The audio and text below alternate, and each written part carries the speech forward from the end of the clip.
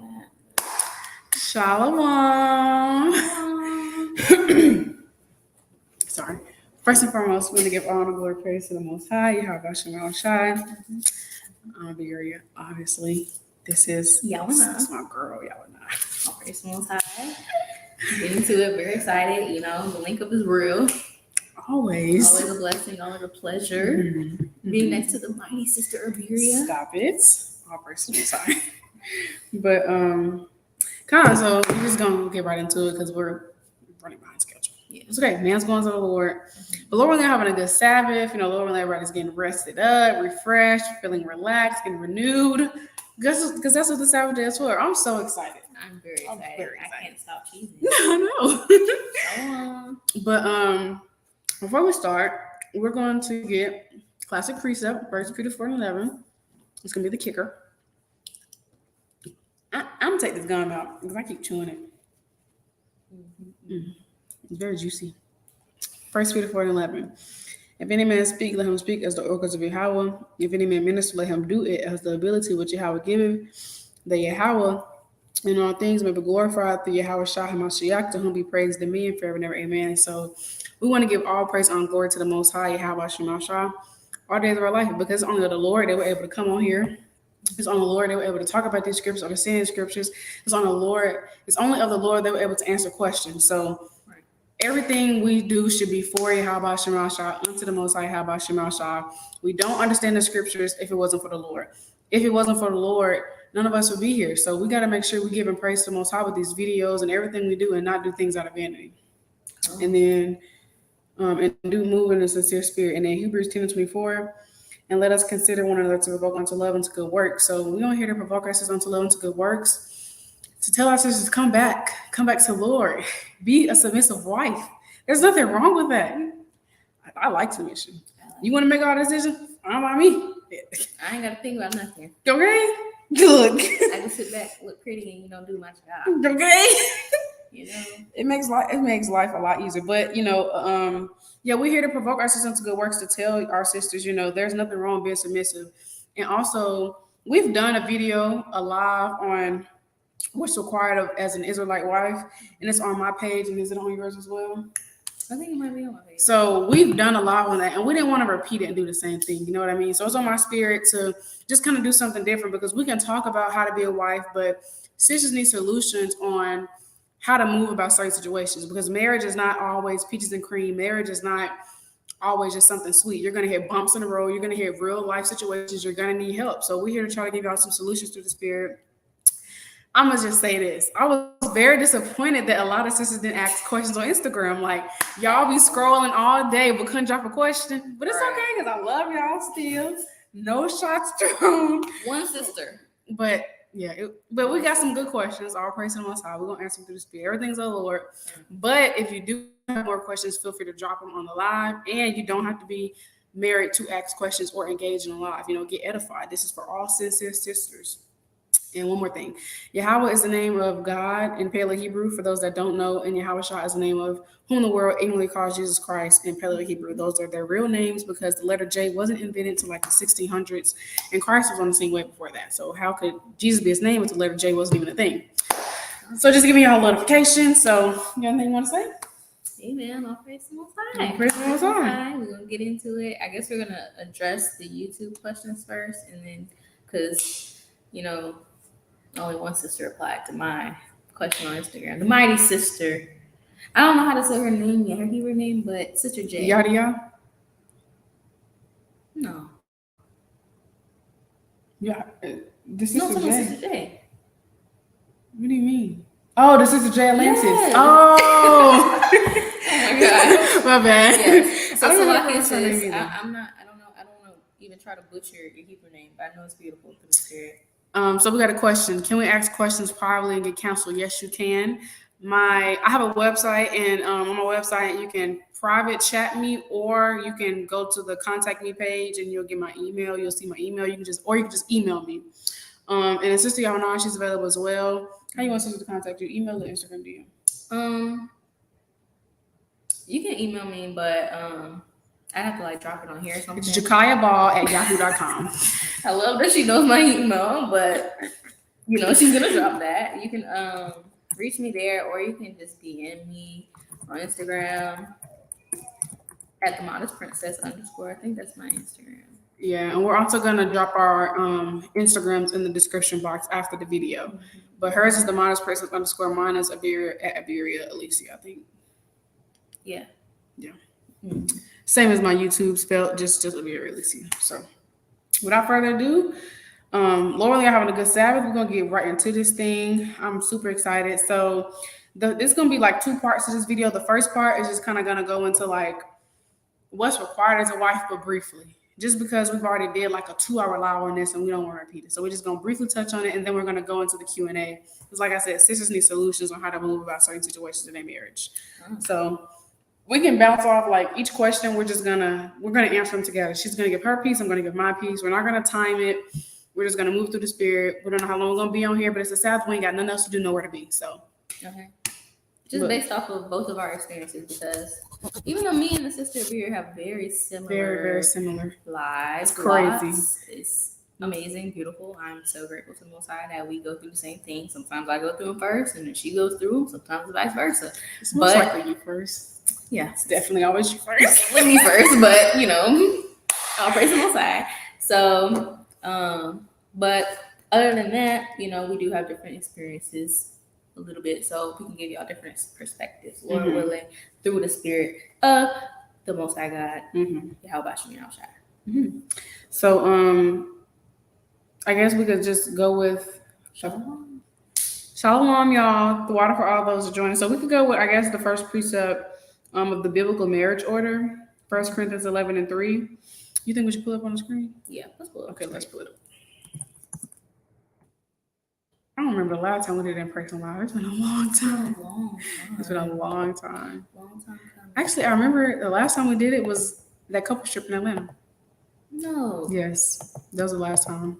And we went into like.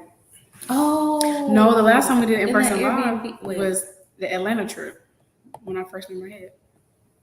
No. Yes, it was. So was. Yes, it was. Wow. So much has changed. All right, but this is 1 Corinthians 11:3. But I will have you know that the head of every man is Christ, and the head of the woman is the man, and the head of Christ is Yahawah. Every man praying or prophesying. Okay, we're gonna stop there. So it's Yahawah. So it's God, Yahawah. It's Christ, Yahawashi. It's the man and it's the woman. But in society, like we see the women being the heads of the household, and that's mostly because the man is either in jail or he's either left his kids not in the house, or he either doesn't make as much money as her. And that's all an agenda created by the white man. And so like on the Sister Me and Lily podcast, y'all should check out Lord willing. I think our first episode was going into what is a helpmeet, or the second one about independent woman. We went into the Willie Lynch letter. And so basically we're not going to get into it on here, but y'all can go check those out and read the Willie Lynch letter yourself. You can read it on Google for free, like a PDF. But basically the Willie Lynch letter, it goes into like breaking down a Negro man and just breaking down a household. And so what they would do is they would take a Negro, they would take a so-called black man, they would rape him in front of everybody, in front of his wife. And so then a woman, she would feel like, how can I lean on you for you to protect me, provide for me? You can't even defend for yourself. And y'all think that would just stay there. No, that has lingered in our community. And that's why women don't respect our men, because they look at them as nothing. They look at them as, you can't do nothing for me. And most women make more money than men. So a lot of women that's not in the right mindset because they don't follow Yahawah Shema Shah, they think, I don't got to listen to you. I don't got to do what you say. You don't make as much money as me. I make more money. So a lot of women are the head honcho in the house because they make more money, because our men have been demeaned. They have been belittled. And so they look at our men as trash. And really, our men are the kings of this earth. They're the gods of this earth. As Psalms 82:6 say. Little G. Because, Yahawah's big dog. Oh, yeah. So so a lot of people don't follow this biblical order, but this is what the Most High ordained. We're supposed to be under a man. We're supposed to, that's the biblical order. The woman is not over the man. And Isaiah even talks about that the women rule. You see women ruling nowadays. Women make all decisions. And it doesn't make it better that we got sisters in our community, in the industry, that have sold their soul, talking about, I don't need Akila B, for example. Kayla, what's her name? Akilah and the Bee? Akilah, the lady that played Kiki Palmer. Akilah B. Akilah and the Bee. You call her Akilah B?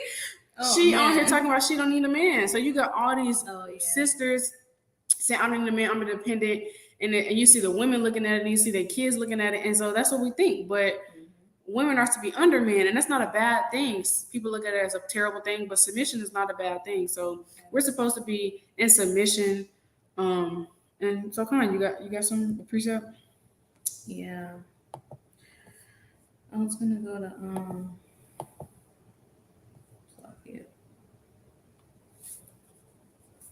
how we need a hedge. Men are the hedge of protection. I know it's that right, but yeah.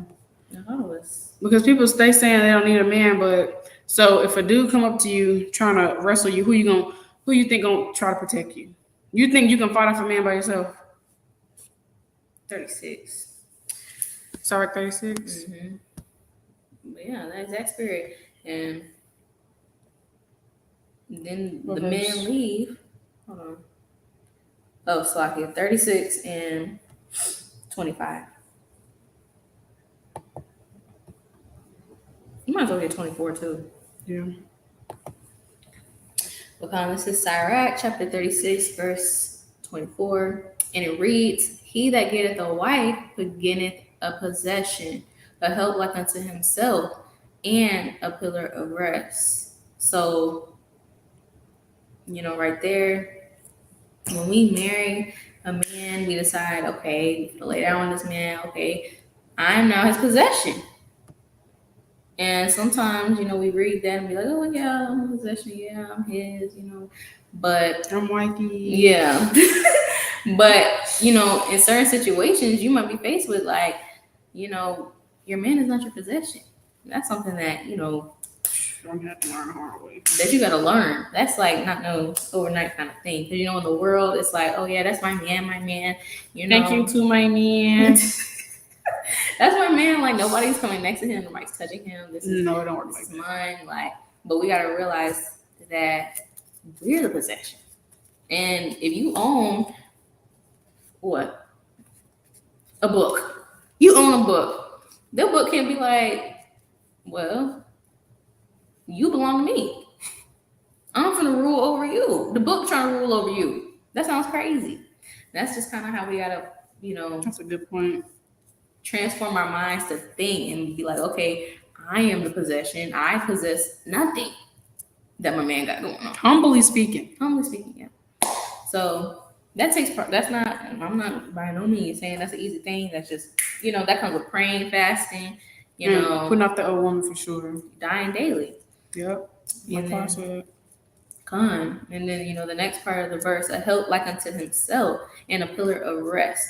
So as a righteous wife, we should be aspiring to be like unto our husband, like a man and wife that agree together. That's all right. 26-1, 25-1, one of those. But yep, sorry, 25-1. Yes, sorry, 25-1. We'll pull that after this. But when it says to be a help like unto himself, you gotta be able to help your husband in the way that he needs to be helped. Every man doesn't need to be helped in the same way. Every man is different. So one brother, he might need help financially. He's not a good saver. He's not, that good with discipline with his money, whatever. Or another brother, he might, need some help spiritually. He might need you to be like, hey, baby, let's get your reading in today. Right. Let's fast this week. Did you pray today? Exactly. So, different. You got to know your man. That just goes with the courting process, not rushing into it, knowing who you're dealing with. Yeah. Because you have to be a help unto him. And if you're not, as strong in that area or whatever the case is, you need to either pray or, maybe in that courting process, maybe that's just not it. Maybe that's just, just being real. Maybe that's just not the man for you. You got to know what's evil for your spirit. Give not that unto it. Sorry, yeah. So, and then I'll read 25 too. This is verse 25. Where no hedge is, there the possession is spoiled. And he that hath no wife will wander up and down mourning. So we need our righteous husbands so much, because especially in times to come, that's our hedge, that's our protection. Like, and being a possession, being their possession, Lord willing, as a righteous man, they're gonna make sure we straight, make sure we're covered, protected, make sure our spirits are right, all that type of stuff. And when you don't have that hedge, you were just out there, you caught out there. There's nothing blocking you, covering you from the wickedness from the outside world. So yeah. But of course, you got Yahawashi in the chat. But what I mean. And she's not saying under no circumstances that single sisters can't get the kingdom. She is not saying that at absolutely all. not. She's not saying that at all. Absolutely not. Because that's madness. That's complete madness. Single sisters can definitely make it. But that was mighty fun. That was very mighty. All personal time. That was very mighty. You got something else? That's it. Oh, you pulled 25 and 1. Khan, she said she made a good point about being a helpmeet. We're created to help our men. We're created to be a help unto him. And like she was saying, like in the world, I never had a man in the world, so my head is my first. But he's my first and last loving relationship. But like in the world, you see sisters, like she said, saying that's all me, that's mine. No, we're his. Right. And it's a what's that saying? I don't even know, but it's a rude awakening when we find out that men, they got a lot more freedom than us. Yes. A lot more freedom than us. So they can do things in righteousness that we can't. That's just something we gotta deal with. Like, and it's not a bad thing. It just really comes to renewing that old, putting out the old woman, being renewed in the mind, and just being humble. Really. And it's not a bad thing at all, just being humble. But hold on, I'm gonna get it real fast. We're gonna come back to this. We're gonna hold here. I'm gonna do the standard. Okay, why are y'all stalking me? Okay, I'm gonna get Genesis 2:18, and that's the spirit because my cousin sent me an exhortation today about this. In Genesis 2:18, and the Lord God said, "It is not good that man should be alone. I'll make an helpmeet for him." And I'm gonna jump to 21. And the Lord God caused a deep sleep to fall upon Adam, and he slept and took one of his ribs and closed up the flesh instead thereof. And the rib which the Lord God had taken from man made he a woman and brought her unto the man. And Adam said, "This is now bone of my bones and flesh of my flesh. She shall be called woman because she was taken out of man. Therefore shall a man leave his father and his mother and shall cleave unto his wife, and they shall be one flesh." So we were made for the man. And 1 Timothy chapter 2 goes in that, or 2 Timothy chapter 2. We were made to help the man. And I'm not saying, hold on, I'm gonna touch on another point. I think it's 2 Timothy chapter 2. I'm gonna get this real quick. 2 Timothy chapter 2. It's 1 Timothy chapter 2. I'm sorry, y'all. 1 Timothy chapter 2 and verse, I'm gonna start at 11. "Let the woman learn in silence with all subjection, but I suffer not a woman to teach nor to usurp authority over the man, but to be in silence. For Adam was first formed, then Eve, and Adam was not deceived, but the woman being deceived was in transgression." So we was made for the man. We were made for the man. We were made for the man. And we're supposed to be in subjection. We're supposed to be in subjection unto our husbands. Women are supposed to be in subjection unto men. And I'm not saying like men, they're not supposed to care for us. They're not supposed to protect us. They're not supposed to care about the things we like, but our desires unto them. You ever seen Coming to America? Mm-hmm. So I've never seen it. I've never seen Coming to America, but I have seen that clip where she said, "Whatever it is that you like." Oh yeah. Whatever it is that you like. And that's how it gotta be. But in my head, we watched the second one last weekend. And I haven't seen the first one, but I just watched the second one. It was really good. But it was funny because his son, you ever seen the second one? Mm-hmm. His son was going through that same process of trying to find a wife. And he was like, "What type of movie you like?" "What it is that you like." "What type of food you like?" "Whatever it is that you like." And he was like, "Okay, this is gonna work for me. I need somebody with their own mind." And there's nothing like, and I'm not saying that like the things that you like don't matter or your interests don't matter, but we're gonna let the scripture speak for itself. Genesis 3:16, "Unto the woman he said, I will greatly multiply thy sorrow and thy conception. In sorrow thou shalt bring forth children, and thy desire shall be to thy husband, and he shall rule over thee." And let's see what the word desire means, okay? It means a strong feeling of wanting to have something or wishing for something to happen.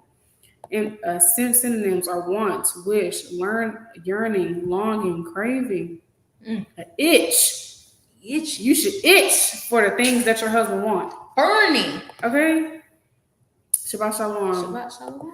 Shabbat shalom. And so, like I was saying through the spirit, it's okay to have your own interests and your own likes, but at the end of the day, what your husband say goes. What he said goes. Period. Point blank. There's no if, ands, or buts about it. If he say this is what we're doing, period. That's it. If he say we're gonna go to the store Sunday and we're gonna go once a month, we're just gonna go once a month. And if you don't think that's reasonable, then pray about it. You better get everything you need from that store. You better get everything you need for the month. Okay? Pray about it. I'm just throwing an example. I hope nobody's saying that. But just throwing out an example, like there's gonna be times where you may not agree with something your husband says, but if it's in righteousness, then that's what it is. Period. You can't do nothing about it. Nothing about it. Now, if it's going against the Lord's commandments, okay, then let not the reverence of man cause you to go off. Roughly paraphrasing Sirach chapter 4, verse something. But don't let having love or respect for somebody cause you to go off. We got to keep his commandments at the end of the day. It's Yahawah, then your husband. So if it's something causing you to go off, you can't be breaking the commandments to please nobody.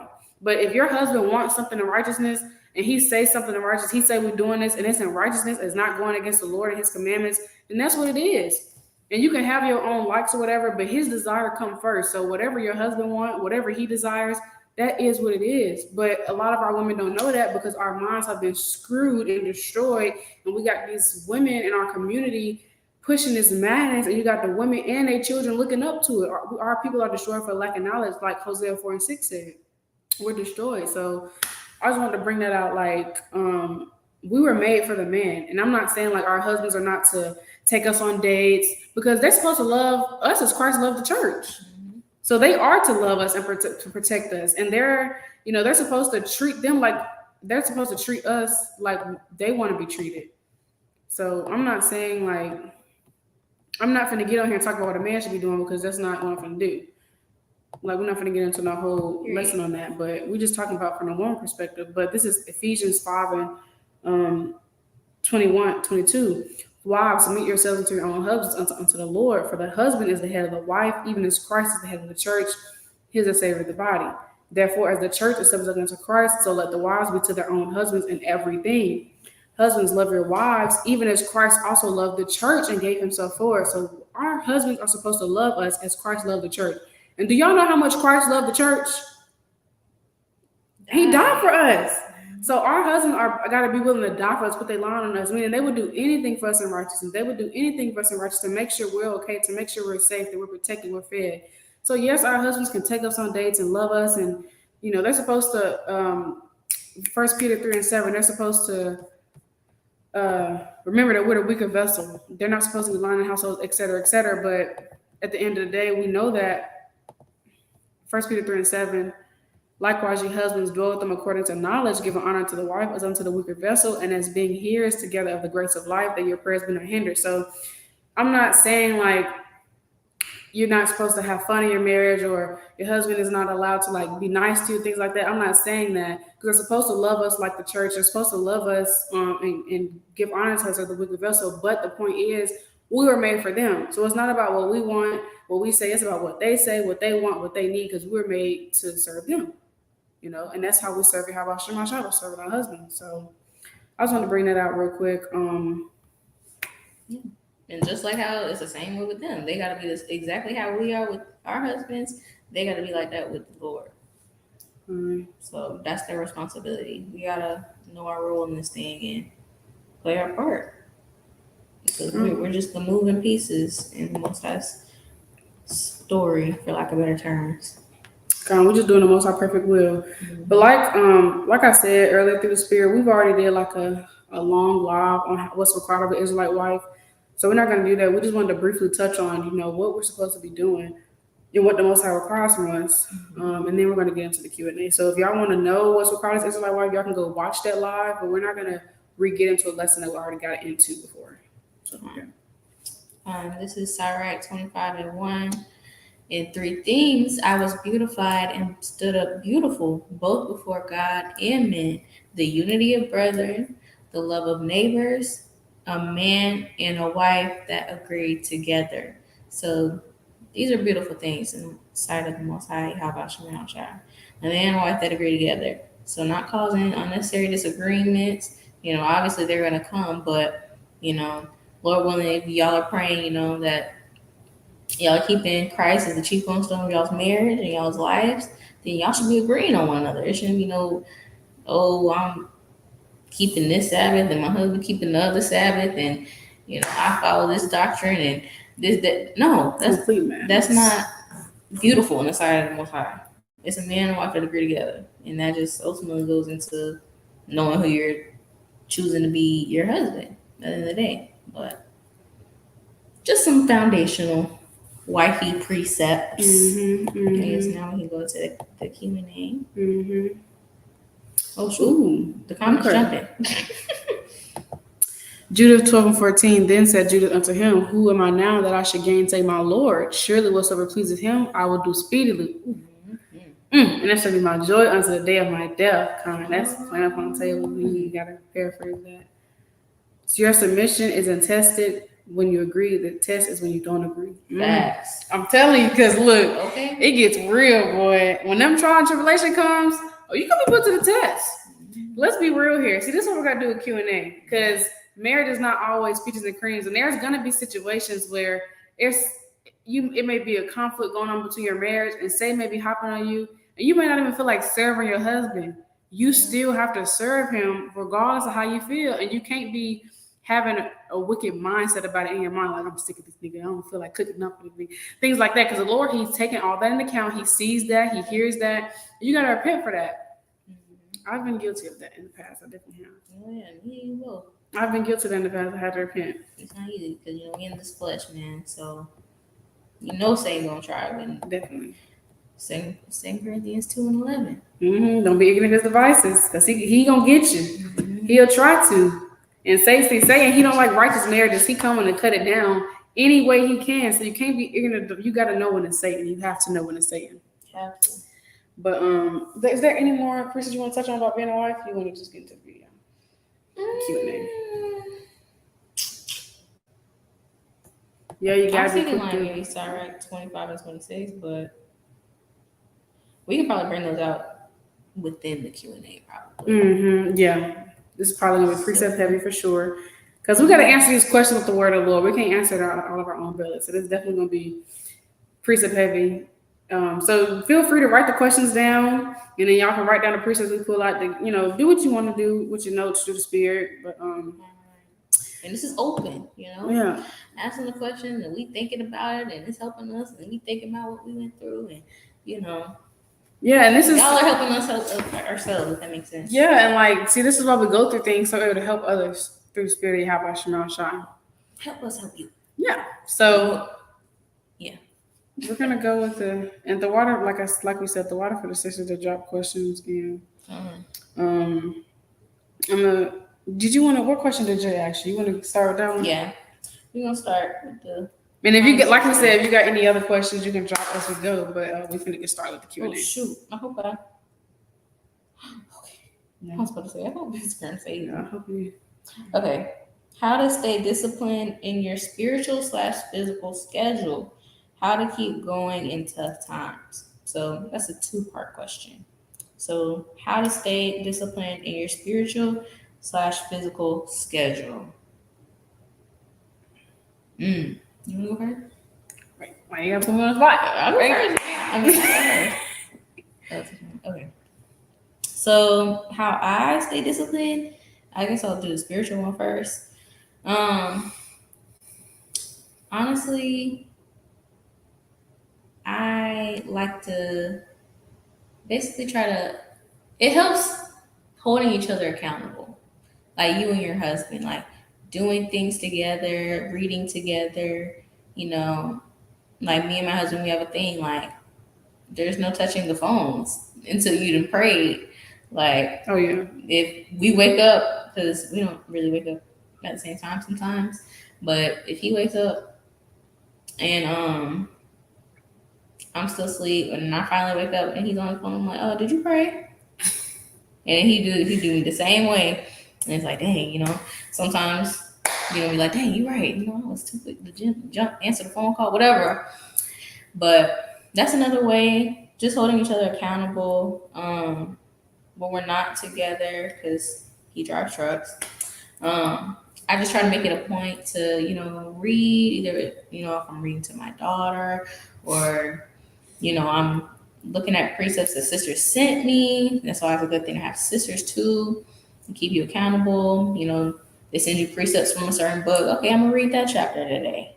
And then me, I like to go on my Bible app and I like to look at the verses of the day.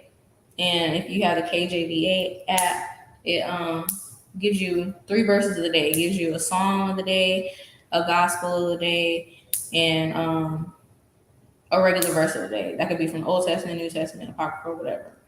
So, Okay, please. oh, you just go. But so most days I'll just look at those verses of the day and I'll read each chapter that it's from, if that makes sense. So the gospel of the day, I'll read one chapter of the gospel of the day, and then I'll read one from Psalms, and then I'll read whatever the verse of the day is, wherever that's at. So that's pretty much how I try to stay disciplined spiritually. And then Could I oh yeah, answer my part on that? And how I stay disciplined spiritually, I guess I'll give a different perspective. Like, my husband can't get the kingdom for me, and he can help me get it. He can help lead me to it, but I have to work on my own salvation, trembling, and fear. So if I want the kingdom of heaven, I have to make sure I'm on top of my studies, my reading, my prayer, my fasting. And yes, we're wives, and yes, some of us are mothers, and yes, some of us have kids, and yes, some of us are in school, and we all have these beautiful different lives, but Yahawah come first. And a thing the Most High put in my spirit the other day was, the Most High woke you up today. He made time for you, so why you can't make time for him? So it's like, even if it's just one chapter a day, make sure you give the Most High some of your time. And we shouldn't be on our phones, and we haven't even prayed yet. Like, that's idolatry in a sense. Like, you putting the phone over the Lord, you mean to tell me you woke up this morning, you didn't thank the Lord for waking you up, but you on your phone. That is madness, and we got to stop doing that. So that's how I stay disciplined. Just knowing, like, I'm trying to get the kingdom. Period. Our goal should be getting the kingdom of heaven. I don't want to burn up in Babylon. I don't. It's not funny, but it's for real though. You gotta kind of shake yourself with the fear of the Lord. Like, I don't want, because I'm in the book of Isaiah right now. Boy, the Lord coming back. He ain't playing no games. Okay. He ain't playing. And I ain't trying to get caught in that 5-5. I'm not trying to get caught up in Babylon. I'm trying to escape. And if I want to make it out, I have to work on my own salvation. I have to make sure the call of my election is sure through the Spirit. So that's how I stay disciplined. Just having that mindset, like if you want, like, in order to be where you want to be in life, you got to put the work in. If I want a garden, I have to take care of my garden. I have to plant it. I have to sow. I have to water it every day. So if I want to grow in the Spirit, if I want to get the kingdom, I have to put the work in to get there, Lord willing. So that's how I stay disciplined. My reading and my fasting and my studying and praying. And also, like, I'm a full-time college student now. And so I'm at school all day. And right after school, I go straight to work. So I gotta read. Like, so I wake up early enough to make sure I get my reading in, because when else am I gonna be able to do it? I'm not gonna be reading in the middle of the day. Like, I would rather start my morning off with reading so I can get myself in the right mindset and set the tone for the day. But everybody's schedule is different. But sometimes you have to sacrifice and wake up a bit earlier. Even when I was in Texas, I was working at a preschool. I was working at 7 in the morning, but I was waking up early, but not as early as I am now. So I praise myself for the growth. But you just gotta, I guess, pick and choose what you want to do. Like, if you really want the kingdom, you're gonna put that work in to get there. You feel me? You're not gonna let nobody get in the way of your salvation. And so I'll bring out that precept, since I was roughly paraphrasing it. Philippians 2:12, wherefore, my beloved, as you have always obeyed, not as in my presence only, but now much more in my absence, work out your own salvation with fear and trembling. So that's how I stay disciplined. Just got to work on my own salvation. So I yield. And even if you're not a morning person, because she's a morning person, I am not a morning person. That is not true. You more of a morning person than me. I'm not. I promise I'm not. It's just discipline through the spirit. Like I'm not a morning person. If I could sleep in, I would. But my first class on Tuesday is at 9. It's a 45-minute drive, so I need to wake up in enough time to reheat my Lord breakfast to make sure he got his lunch. Well, I do his lunch the night before. But I got to give myself enough time to get my spirit right and make sure my household is in order, because by the time I come home, it's 7:30. I'm not fit. I've been at work and school all day, walking on campus, dealing with kids. Being realistic, I don't want to come home and have a list of chores to do. So I have to make sure I wake up enough time to get stuff done. I'm really not a morning person. I gotta be disciplined through the spirit. I gotta have a balance. I gotta have a balance. I'm sorry. Bruh. But yeah, I'm so sorry. I'm gonna say that. I'm hot. But yeah, sometimes you gotta wake up early, or sometimes you gotta stay up late. Me, I be up late at night. I'm not a morning person at all. I'm working on that part, rising up early while everybody's sleeping. I'm working on that part because I be tired. But best believe I'll stay up late. I'll sleep. I guess this is kind of jumping into the physical part. I'll get up, I'll sleep in the middle of the night, 3 o'clock in the morning, I'll do it. I'm asleep. But waking up at 6, it's never been me. And that's okay. It's okay. As long as stuff is getting done, it's okay. You gotta do what you gotta do. But I'm not gonna say you're not a proper steady woman because you don't wake up at 5 in the morning. I'm not gonna say that, because look, it says something about staying up late too. To make sure your household is good. So hey, all praises. You gotta do what you gotta do for your household as well. You gotta do what you gotta do. If you got stuff you gotta get done, who else gonna get it done? Mm-hmm. I mean, your husband, he might help, but he ain't finna fold that laundry. He sure ain't. He not finna fold that laundry. It will sit there. It's gonna sit there. And he'll be asking, "Where's the socks? I have no more socks. Where's the socks? Babe, did you put my pants somewhere? I can't find my pants. Do you see my belt?" Yeah, but and then physically, wait, how do I answer that? That's funny. Where the socks at? That'd be my killing me, bro. Me a lot. Personal experience. Where are the socks? How to stay disciplined in your physical schedule? Ooh. What do you mean by physical schedule? Yeah, that's a good question. Like, what is it like? Like, what? It's not spiritual. Then I'm assuming like work or. Stuff around the house. If she's on here, please. I'll just send her. They really don't play about them socks. Like they go through socks like crazy. I rarely wear socks. So, but yeah. So I'm assuming she means like. I'm just texting her. She's gonna text her real quick, but God, I would assume working out, but I don't know. Yeah, that's what I was thinking. Maybe work out, or like. How do you be disciplined during school or work? I can kind of answer that. I'm currently not in school yet. School starts in 2 weeks. Don't know what that's gonna look like. Oh, she right there. Okay, I'm praises. Wait, you're going back to school? Maybe. We're gonna see how the first week go. If it's too much, then no, you got it. We can do it. I'm gonna keep you posted. But she said, physical as in caring for the household, having that busy schedule. Oh. Okay, so yeah, like she's the one to answer this one. How do I say discipline, like caring for the household? Just I guess, like having that mindset, like who else is gonna do it? Like my head might help out every now and then, but that's my job, that's my duty. Who else is gonna do the laundry? Who else is gonna clean the bathroom? Because if anything, I'm gonna sweep that floor and he's gonna go back and mess it right back up. So like, who else is going to do it? Like, who's gonna? So I have to make sure like I'm getting stuff done. So I guess just having that mindset. And Sister Lily just dropped and said, make a schedule for yourself. So like, yeah, make a schedule. Have a to-do list written out so you know what things you need to do. Have it in your mind, but it would be better to have it written out. Like having a set time for knowing when you're gonna do things and like when you're gonna do them. So for me, like I said, I have class at 9. On Tuesdays and Thursdays, it's a 45-minute drive. So I wake up at 5:45. So I know like I have to read and I have to make sure his breakfast is ready. But at nighttime, like I do the lunch, stuff like that.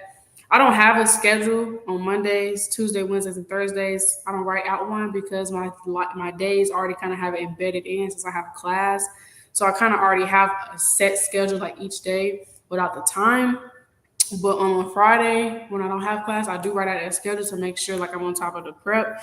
But as far as like have having disciplines and caring for the household, just having that mindset like that's your job and that's your duty unto Yahawah because everything you do is unto the Lord.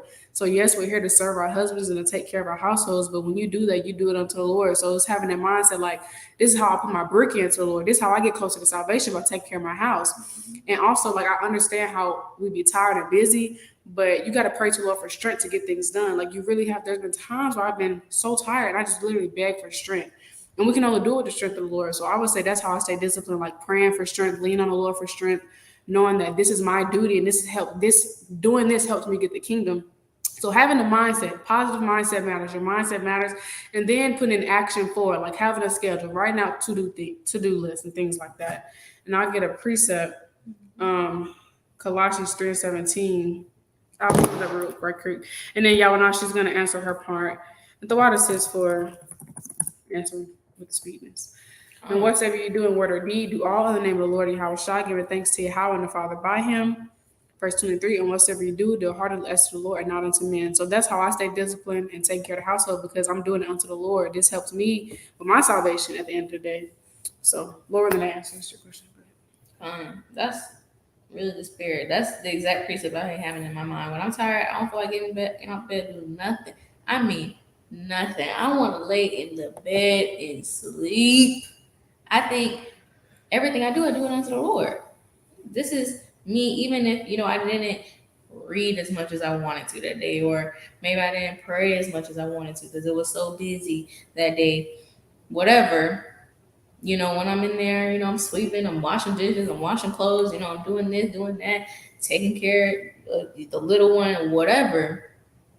Doing it unto the Lord. And that's something that helps you feel a little better, about, okay, I didn't, do a million chapters today, but, at least, I took care of this, and that. That's something that helps me to stay disciplined. Like, okay, even though I might not be doing, 10 videos a week or a video a week, whatever, at least I'm taking care of the household, doing my part, making my head's life easier. Because that's what you're going to do. Exactly. Stuff like that. So, I think we got to go up. Yeah, we do. We're going to go up, trust me. I love this live. All praise the Most High. I was going to say something. I forgot. Yeah, that's a very good point. Like, let's be real. We're wives. Sister single and busy. Like, just because you don't read 4 chapters a day, it doesn't don't be so hard on yourself because we gotta get stuff done. Like even if it was just 2 chapters a day, you still was diligent in other areas. You still was taking care of the house. You studied, you prayed throughout the day.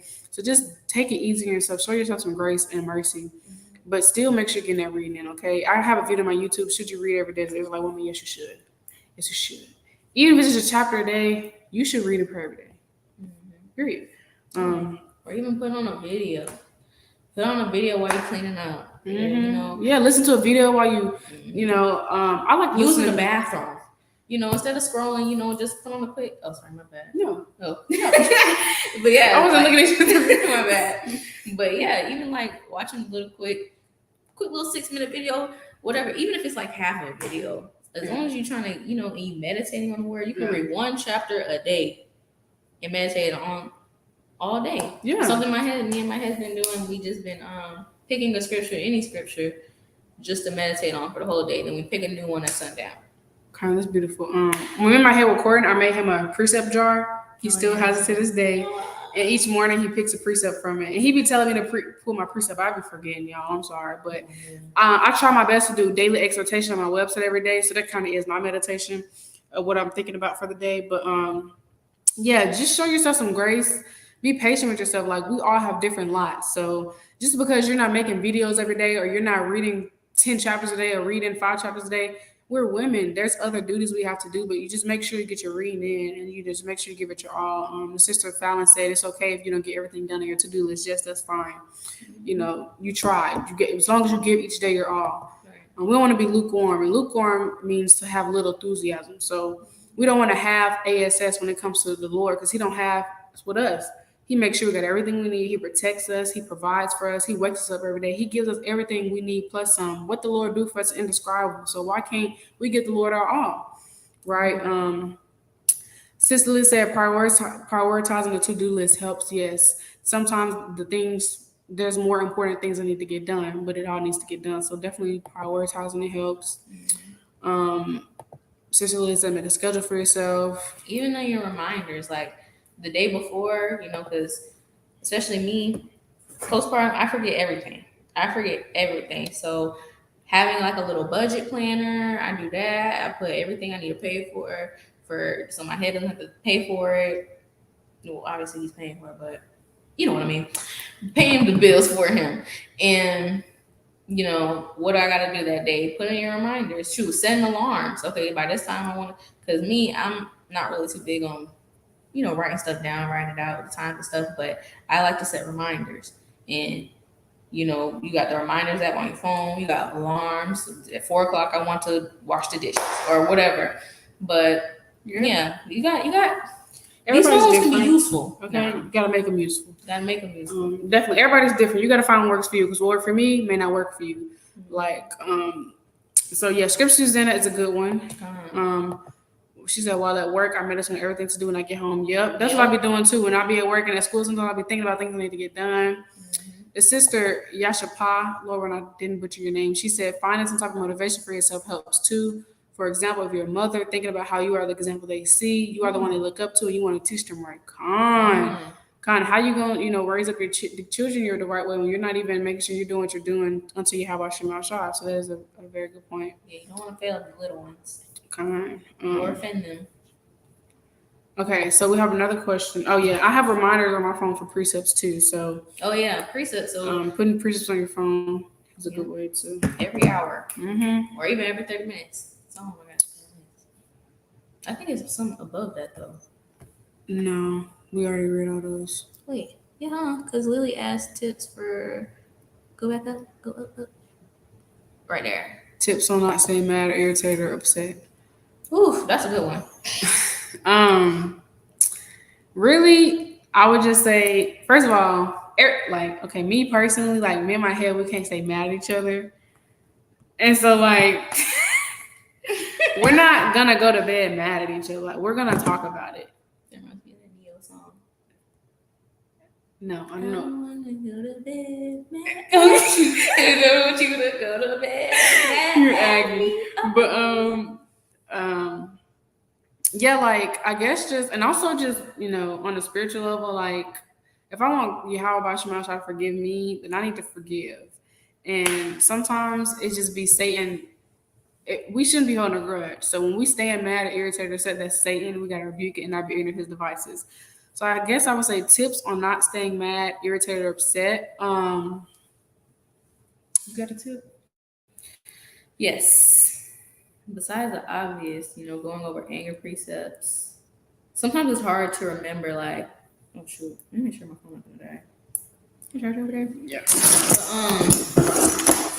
Just sometimes it's hard. Sometimes it's hard to meditate on precepts when you're in the midst of the moment. That's something that I think everybody got to try to work out. But trying to be, what I do personally, I don't know if this would help, but I try to be nonchalant. And I feel like it kind of goes into who you're married to as well. Because you might have a husband that, he might push all them buttons. He might take it there. And not saying that's my husband, but shoot, he has his moments. But, sometimes they'll be the ones that be chilling and you just mad by yourself. So it's sometimes like you gotta know how I want to word this.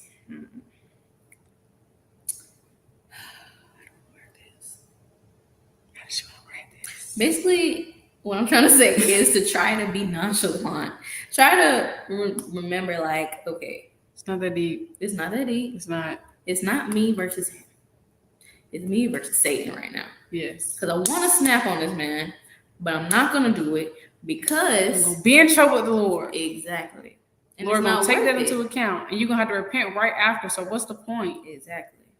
You got to think about, okay, I do love this man. I do love this man, and he doesn't deserve for me to snap on him. He doesn't deserve the words I'm thinking right now. Right. Thank you. Yeah, he doesn't deserve that. He really doesn't want to feel that. And I don't want to feel whatever the Lord's going to do to me after I say what I'm going to say. So I shouldn't say it. I shouldn't say it. I should let it go. I should leave it at the Lord's feet and pray about it. Yes. So sometimes you got to walk away. Sometimes you got to ignore. Sometimes you got to... That precept I brought out on my YouTube community, like I think last week or the week before, take not heed to all words. If your husband is talking crazy, Satan hopping on him, whatever the case is, he done did something, whatever, you gotta take not all heed. You gonna pull it up? Mm-hmm. Yeah, take not heed to all. I think it's Ecclesiastes 7. Yeah, it's in 7 too. But you dropped some more precepts with it, so I was gonna see what it was. Okay, fine. But yeah, take not heed to all things that they say, because you got to realize they're in this flesh too. They're not perfect. They're gonna push you buttons. It's just But that's a tip I would say is and after it's all said and done, or in the midst of it, Lord willing, you can just the Lord puts it on your spirit to go over the anger precepts. I got some in my notes. Have them pinned. Have them pinned in your notes.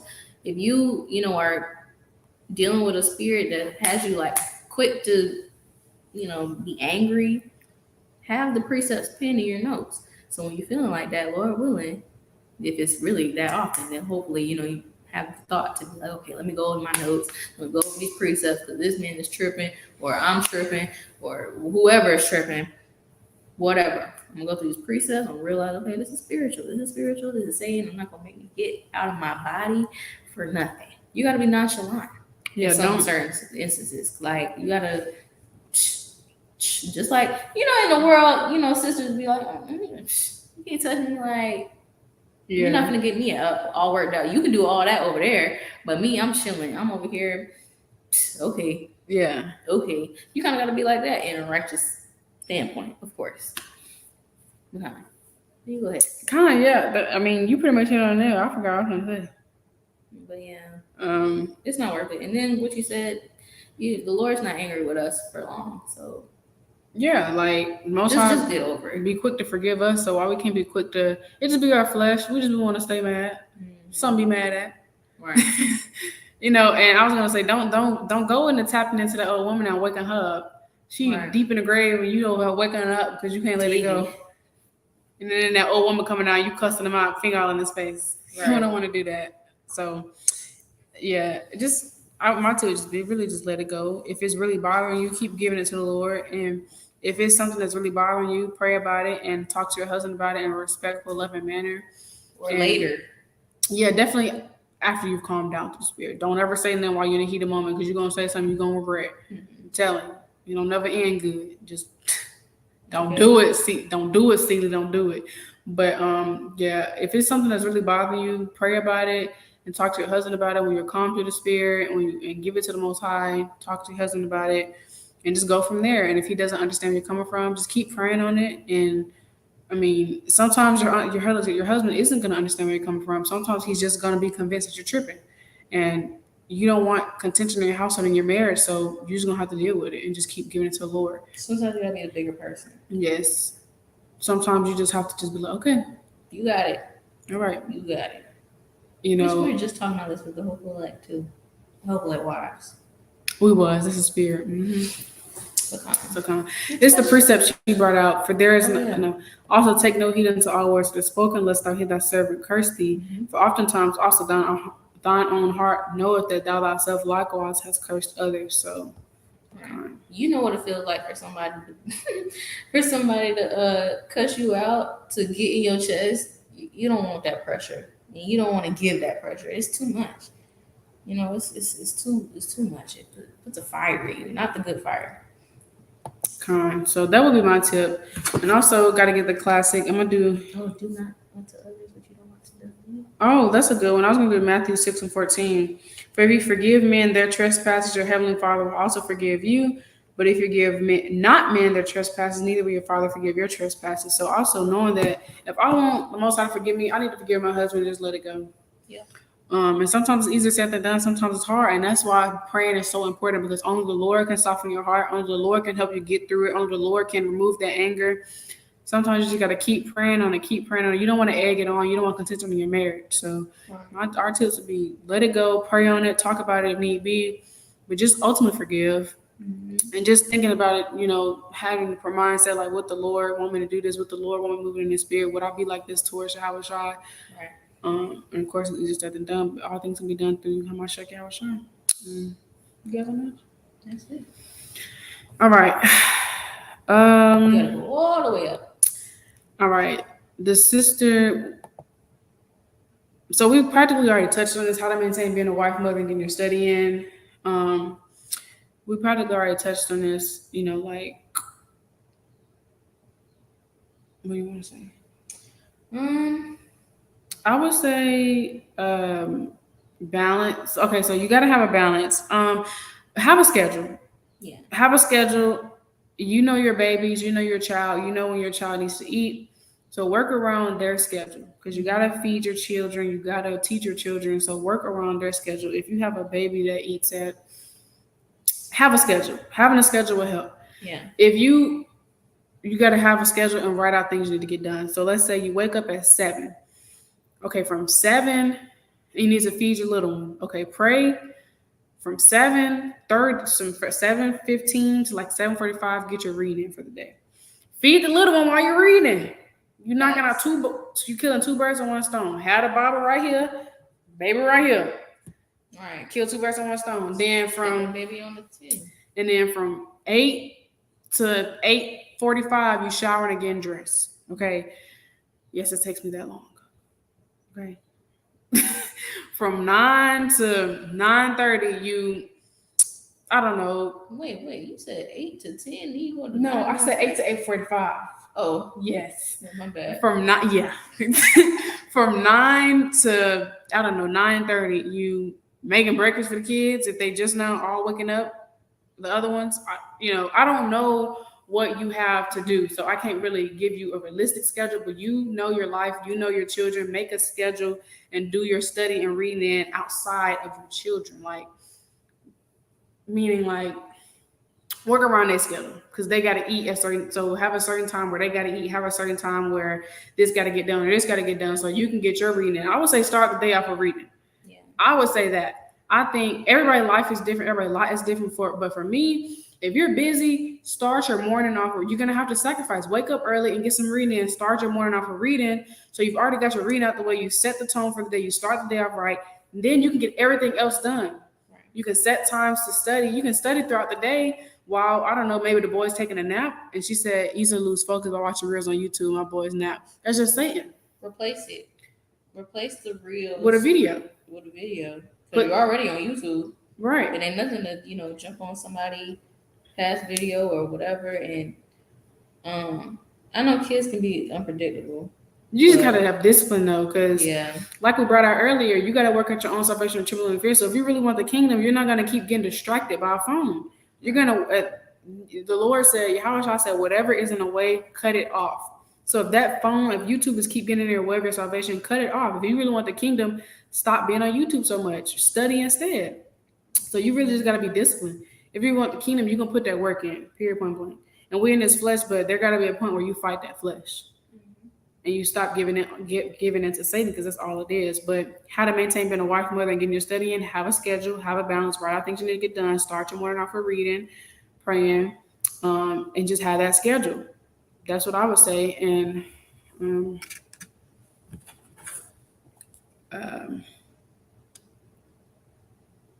let me get Matthews 5:29.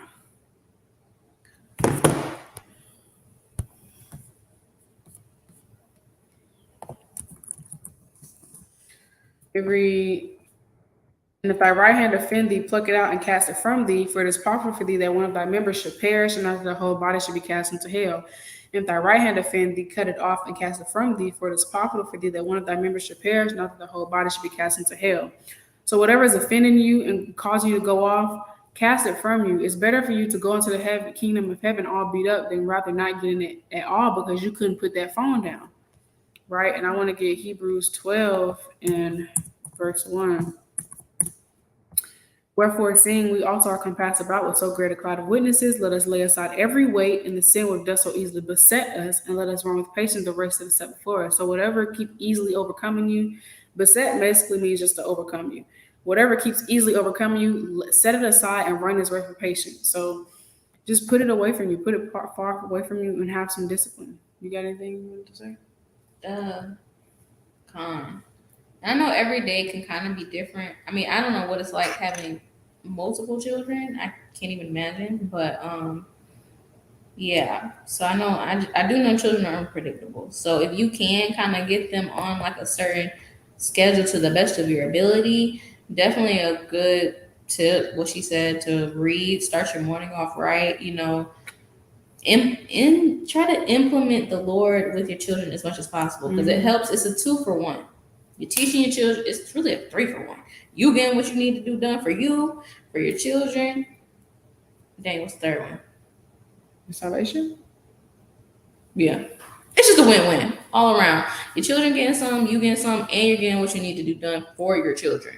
So kind of just find a way to have that balance, you know, incorporated throughout the day. Even if you just have to have, you know, old buddy, the audio Bible playing throughout the day, have it in the background. So I mean, even if, you know, you're not necessarily paying attention or reading it, you know, sitting down, whatever, but you know, at least it's in your subconscious. You constantly got the scripture.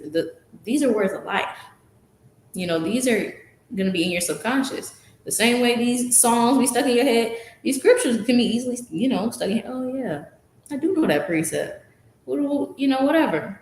You know, so try to do that. And with the YouTube Reels thing, yeah, just replace it with a video, Lord willing. Try to catch yourself, you know, if you can, because it's really easy to get lost in social media. But go on your phone. Again, you can make these useful.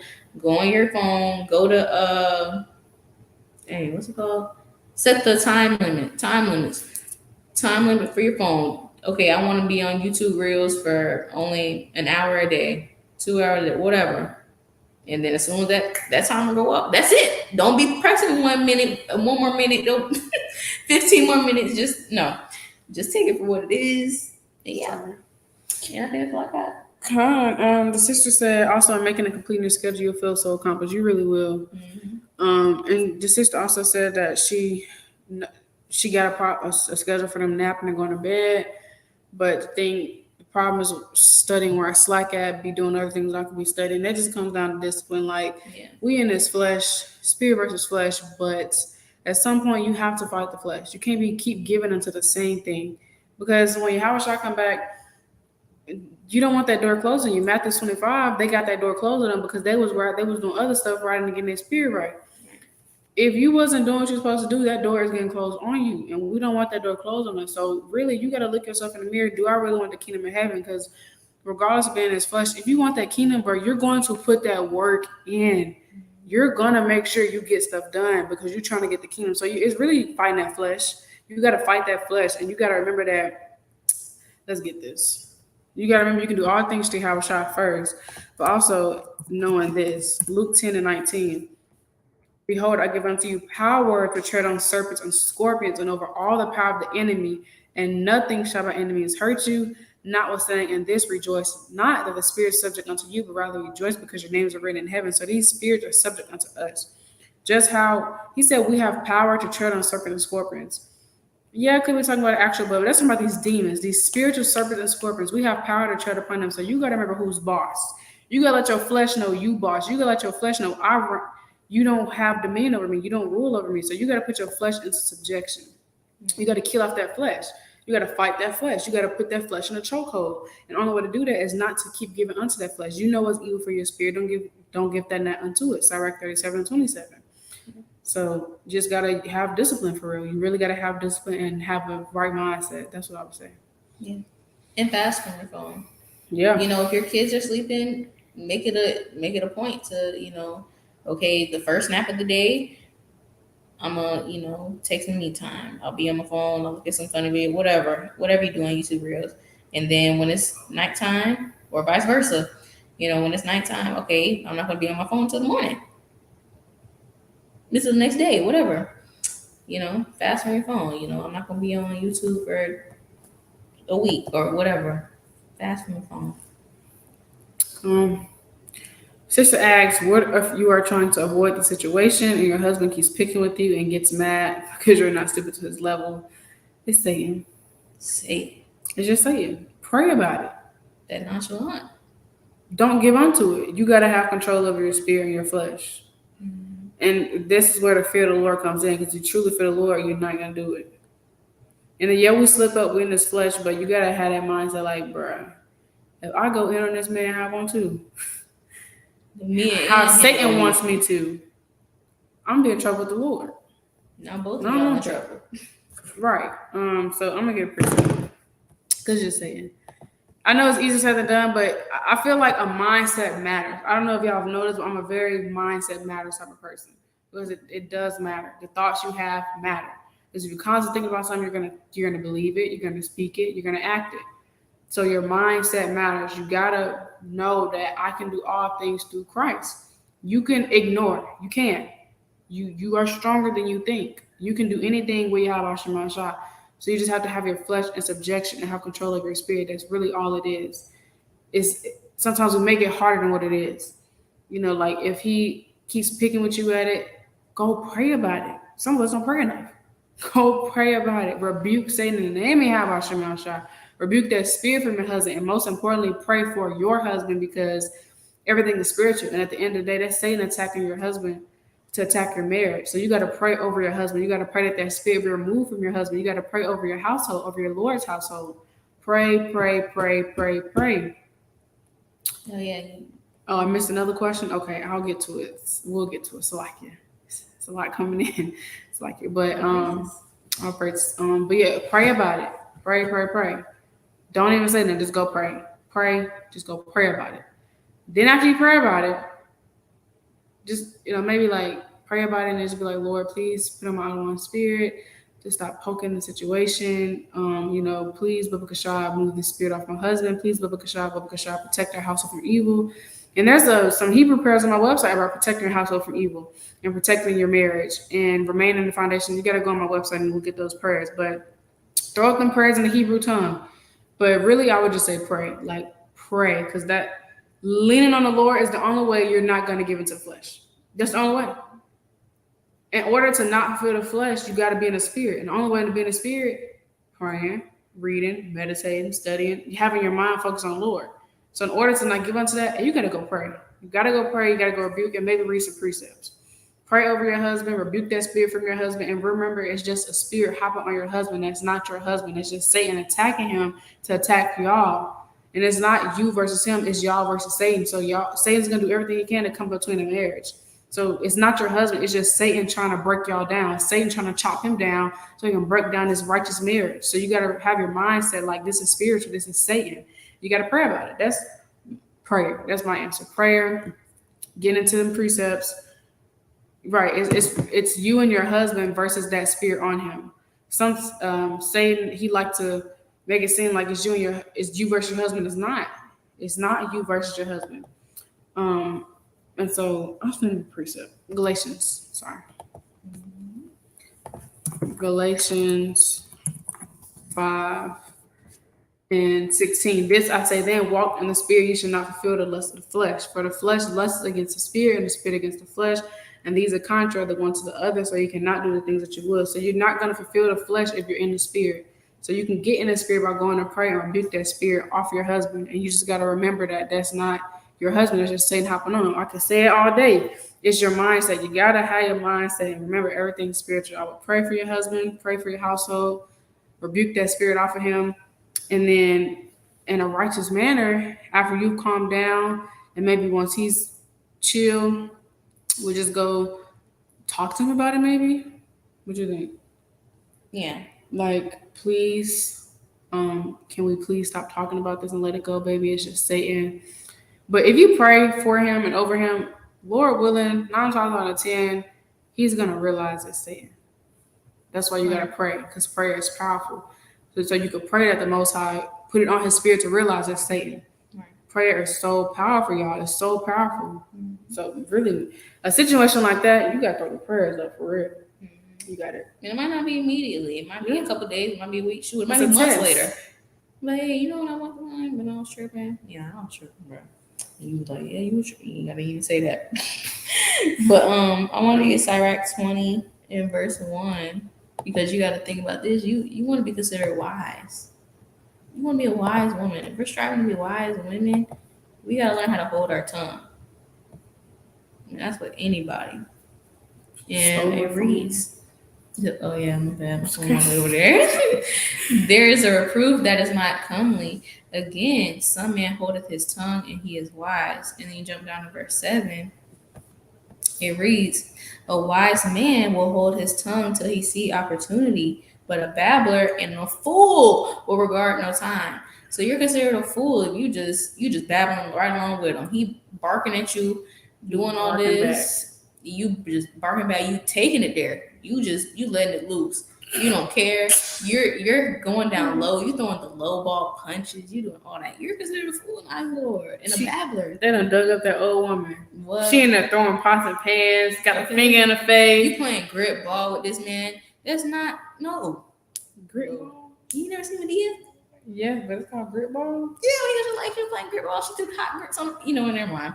I didn't know it was called grip ball. I just thought it was hot grip ball. Grip ball. Oh yeah. But yeah. So a wise man will hold his tongue until he sees opportunity. That wise woman is gonna be like, you know what? This is the heat of the moment. I'm not gonna go back and forth with this man. It's not even worth it. We'll talk about this later when he done calm down, when I done calm down. Maybe a day, maybe 2 days, maybe 3 days, maybe 2 months, whatever. Until it's calmed down and you see the opportunity, then you talk about it.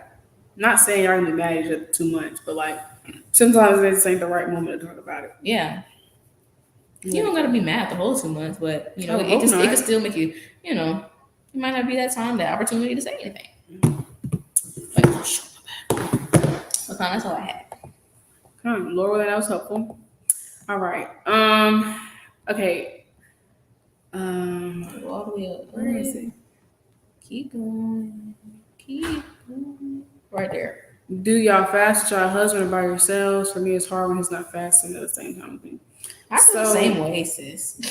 I would say, Sis Lily says, sometimes separate yourself and go listen to uplifting music, David and Saul. So yeah, the heart, it departed the evil spirit. I would say, so my first time fasting was with my head and we were courting. Actually, we were not courting at that time. We were just friends. He asked me to fast with him. That's my first time fasting. And ever since then, we've always fasted together that I can remember. So that's so sweet. I fast with my husband. I don't really remember fasting by myself. I might have though, but I really can't remember. But if you need to fast by yourself, don't let your husband get away with that. It shouldn't be harder. You still it really shouldn't be hard. It's a mindset thing. Yeah. I guess maybe because, your husband, saying it hop like that too. Your husband kind of like, hey, babe, you trying to go to, trying to go out to eat tonight? Babe, trying to go on the date. He's like, dang.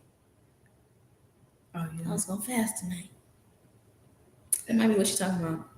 But me personally, sometimes I do fast without him just because, his schedule is so crazy. Oh, okay. And I have better chances, I guess, to fast because he's a truck driver. He be unloading trucks. He be do this. He be doing that, and he got to stay hydrated, whatever, so he don't fall out. But so he only gets to fast every so often, not like how we used to. But when we first got together, we used to fast a lot together, and the only times I would fast by myself really is if I seriously had some demons on me, I had to fast, sometimes. If he notices that I'm fasting, he'll hop in on with me. And then I'll pray some time for him. But other than that, unless I got some serious demons on me, there's been a really long time, and I don't know what happened. Satan just took over. I don't know. Then I'll fast, and then or if it's a sister fast, used to do those a lot. Yeah, we gotta start sister doing fast. this more often. So yeah, my husband doesn't really. Unless I'd be like, yeah, I let him know beforehand. I plan on fasting this day. You can join if you want to, or he does or he doesn't, and it is what it is. But you set the tone. Hey, I'm gonna cook this for you, so you can eat. If you're gonna join this fast, let me know. If I need to cook something for you, set some snacks or whatever. But yeah, I would say. Sis Lily said, commit to fasting for your household and for your husband. That may help your mindset while fasting. So if you say like your husband, you're trying to fast and your husband be like, babe, you're trying to go out to eat tonight, and that is interrupting your fast, maybe ahead of time, let him know, hey, babe, I'm thinking about fasting this day. yeah, Do you want to join with me? So that way he's not asking you to go out to eat with you because he knows you're trying to fast. right. And then it's up to him to decide if he wants to join or not. If he don't, then prepare him some food so he already has so that you're not tempted to eat while you're fasting. Everybody's spirit is different. I can handle cooking while I'm fasting, but everybody can't do that. So, you just got to figure out what works for you. But I would say to avoid that, let him know, hey, babe, I'm thinking about fasting on Thursday. You want to join? If he say no, for whatever reason, and you don't have to get mad if you don't, if you do say no, but if he say no, then he's 9 times out of 10 not going to ask you to go out to eat with him because he knows that you're fasting. That's wicked. And if you do, it's just saying hopping on him and he just Exactly. simply forgot. That's all. But to avoid that, I would just say let him know ahead of time to ask him to join with you, and if not, so he knows. And definitely, and yeah, change your mindset. Mindset matters. Change your mindset. Realize that you're doing this for your household. You're trying to fast for your household, trying to fast. Like these demons get off y'all. So you gotta get that fasting. We can go out and eat later. Right. We can go out and eat tomorrow. That food ain't going nowhere. So like, But we need to fast as much as we can before our hell break loose. So that's what I say. You got something else? That's it. Mighty. All right. So we've answered all the questions on here. We have some more on Sure. YouTube. Yeah. She don't believe me. That's so sad. I feel like I seen something. No, that's everything, buddy.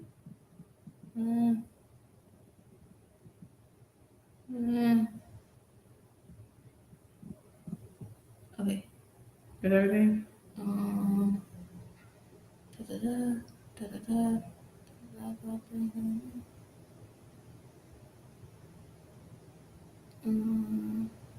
Like I know the questions.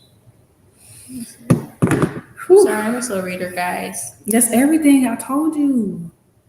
Oh, my bad. I was just reading the comments because sometimes I miss the comments. My bad. But are you gonna go to the YouTube ones? I'm already there. So go ahead. Don't mind me. Okay. Oh, so, y'all reading it with me. oh shoot! What do you mean I'm reading with you? Can you see that? What are you Or am I talking tripping? Like, is that what they see? Yes, they can see that. Oh gosh. Okay. Hurry up. Sorry about that. I'm just gonna read them after. Yeah, just read them after. Okay. Okay. So, how do you want to do this? Because we got, hold on. We were in bottom to 1, 2, 3, 4, 5, 6, 7, 8, 9, 10, 11. We have 11 questions. All praises to the Most High. So, you want to do all of them right now? You got nothing else? What do you mean? You gonna do a part 2? You want to do them all right now? Yeah. Okay, we ain't got nothing else to do, y'all. It's 5 o'clock, Sabbath. You got, look, because I'm trying to get, Chilling on the Sabbath. I'm trying to get a good juicy burger after the Sabbath. Okay. You got some hours, sus. So we got some time. We're gonna knock them out this way a little bit. All right. So, what does the Most High say about the order between a husband and wife? We answered that. That was the first question we answered. 1 Corinthians 11:3. Oh yeah. When we first jumped off the video. So yeah, we already answered that. We're on to the beginning of the video. How do you handle disagreements within your marriage? I think we kind of touched on that. With The anger and yeah, praying about it, talking about it when y'all have cooled down, holding your tongue. Walk away if you need to. Physically, or walk away. Unless he follows you then. You'll be following me. But That's sometimes it. you're in a confined space. Sometimes you're in a confined space, so you can't walk away. So sometimes you just gotta Like go being on in the your car. phone and Ooh, just that kind of be the worst. And y'all mad in the car. Yeah, dude. Then that'd be the worst argument in the car. Oh, you can't go You nowhere. You open the stuck. you are stuck. You would want to open the door and walk out. I'll walk, but don't be that sister. Yeah. Because they really worry about us. They do. Oh, You do. they do. I ain't never did that because I ain't walking nowhere. Baby, you finna drive me to the house. But that's just me. Some sisters You I've heard sound like your stories. mama. I heard some stories. I ain't walking nowhere if I got a car. I'm sorry. Race most high for it. God, this is Ephesians 4:26. Be angry and sin not. Let not the sun go down upon your wrath. Neither give place to the devil. So don't let Satan creep in. So tips on how do you handle disagreements within your marriage. The first thing I'll do is pray about it. I will take it to Yahawashi. We need to pray more. I'm telling y'all, prayer is powerful. So we have to pray more. Give it to Yahawashi and leave it at his feet. Pray about whatever's going on. Ask him how to protect your house from evil. Ask the Most High to remove whatever spirit that is. Ask the Most High to show you the lesson in this adversity. And ask the Most High to put in your spirit for y'all to talk about it in a righteous manner. Ask the Most High to put in your spirit to talk to your husband about it in a righteous manner. But I would say pray about it. And don't go to sleep mad. Try to talk about it before the bedtime if y'all could. That's so sweet. I got a preset. She said, never speak in the heat of the moment. Always end up regretting it. Satan used anger, pride to quick jump on. Yes, he said he used anger quick to jump on our marriages. So don't speak in the heat of the moment because you're definitely going to regret it. Only Colossians 4:6. That's a fact, though. Always regret it. You be like, dang, why did I say that? Looking goofy. I be feeling bad. Another thing. Oh, sorry, I didn't mean to cut you off. I'm feeling bad because my husband is so sweet. Like he is the sweetest man on earth. I don't care. Not saying your husband not sweet, but my husband is so sweet. And so that's good. I feel bad like when I'm mad at him. And I'm like, oh my gosh, just give me a hug. So that's so sweet. I just be feeling bad. Like, and if I say something out of line, I'm gonna feel so bad because he's just such a genuine sweet man. So if I hurt his feelings or if I offend him, I'm gonna feel so bad because he didn't deserve that. And the Lord don't deserve that. So I'm just gonna feel like poop. I don't feel like poop.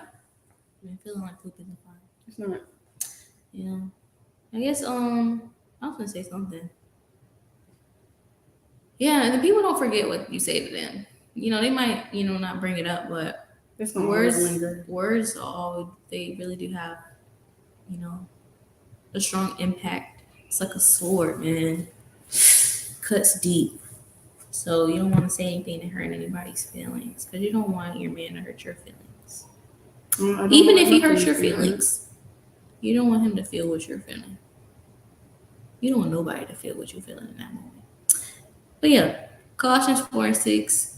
Let your speech be always with grace, seasoned with salt, that ye may know how ye ought to answer every man. This is something that I personally meditate on when I'm feeling some type of way because my mouth can get a little spicy sometimes.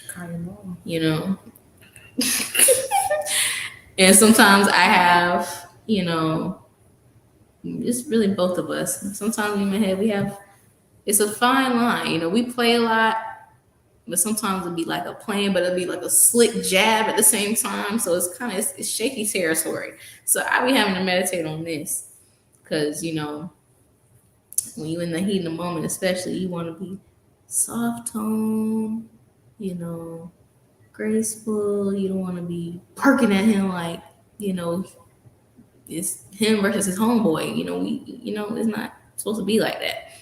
We're supposed to be very feminine. All the sisters want to be feminine. You don't be feminine when you're talking about your disagreements. Because if your tone is everything, especially for me. Because I'm like, why are you talking to me like that? And sometimes you gotta check how you talking.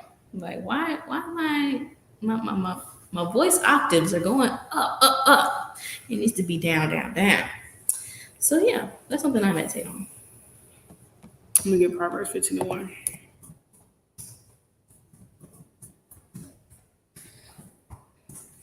It says, a soft answer turns away wrath, but grievous words stir anger. So a soft answer is going to turn away that anger. So a soft answer would be talking with a meek, normal tone and saying the right thing. But a grievous words will stir anger. So if you first of all, if you're getting loud and you talking out the side of your neck, things going to get heated up in that. But if you answer meekly, answer seasoned with salt, respectful, in a nice tone, it's going to turn away wrath. It's going to boil down the situation. So handling disagreements, you got to watch your tone.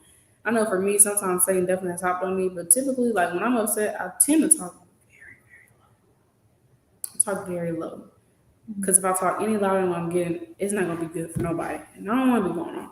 Right. So definitely watching your tone, but I would say pray about it for sure, and just remember it's you and your husband versus that spirit, not you versus your husband. Give it to the Lord. Pray over your household. Pray for your husband. Pray for your family, and talk about it when the time is appropriate. And most I will put on your spirit when it's appropriate. Right. But don't go to sleep mad, and just try your best to let it go because you want the Most High to forgive you. So that's how I would handle disagreements. Now, if it's something like y'all don't agree on the Sabbath day, that is a whole nother ballgame because you have to be in agreement with your partner, and you should know who you was dealing with before y'all laid down and sealed the deal. Right. But if it's just common marriage stuff, then I would, wait, try to talk as calm as possible. You know, in your marriage you're gonna have quite a couple of disagreements. So you gotta kind of know how to, again, it goes into really knowing who you're dealing with. And that happens in the courting process. So, knowing how to deal with him, sometimes you might need to just be real. You gotta play the part sometimes. Hey, babe, I really didn't like the way you were talking to me earlier. It really hurt my feelings. And it makes me really sad because I feel like this, and that. And I just don't understand why you did that to me. Why did you do that to me? And then you kind of gotta put the eyes on them. You kind of gotta play the role. And then you'll be like, then y'all start talking about it. And then, you might get an apology. Y'all might come to an understanding. So we doing puppy dog guys now? I do puppy dog guys. I need you to feel me. That's just me. That's like just going knowing your husband, man. What works on my husband might not work on your husband, and vice versa. You know wrong with that. But hey, that's what I just said. You gotta know your husband. You gotta know how to get to that common ground. How to get to those calm waters. How to calm him down. Yeah. You gotta know what's gonna soften him up, basically. Yeah. You gotta know what's gonna soften him up. Yeah. And my husband, like, he knows. He knows when I'm upset, obviously. Mm-hmm. And so, like, sometimes he'll like see us and he'll like, babe, come here. We're gonna talk about this. Come here. But not in a yelling voice, but he be like joking. Like, he don't like getting upset. So he be wanting to talk about it. I'm so sorry. It's okay. But not for something like a disagreement, like y'all don't agree on how the Sabbath should be kept, sis. Y'all might need some professional counseling. I don't know how to do this. Y'all, that's just wow. Yeah, your household has to be in decent order. All things should be done in decent order. 1 Corinthians 14 and 40. So before y'all seal the deal on marriage, y'all should have already had an agreement on things. Now, if his doctrine is changing and he believes that y'all have to keep the lunar Sabbath now, you can't buck up against your husband. Well, I'm keeping the Sabbath day. No, you're not. You're going to keep the lunar Sabbath like your husband said.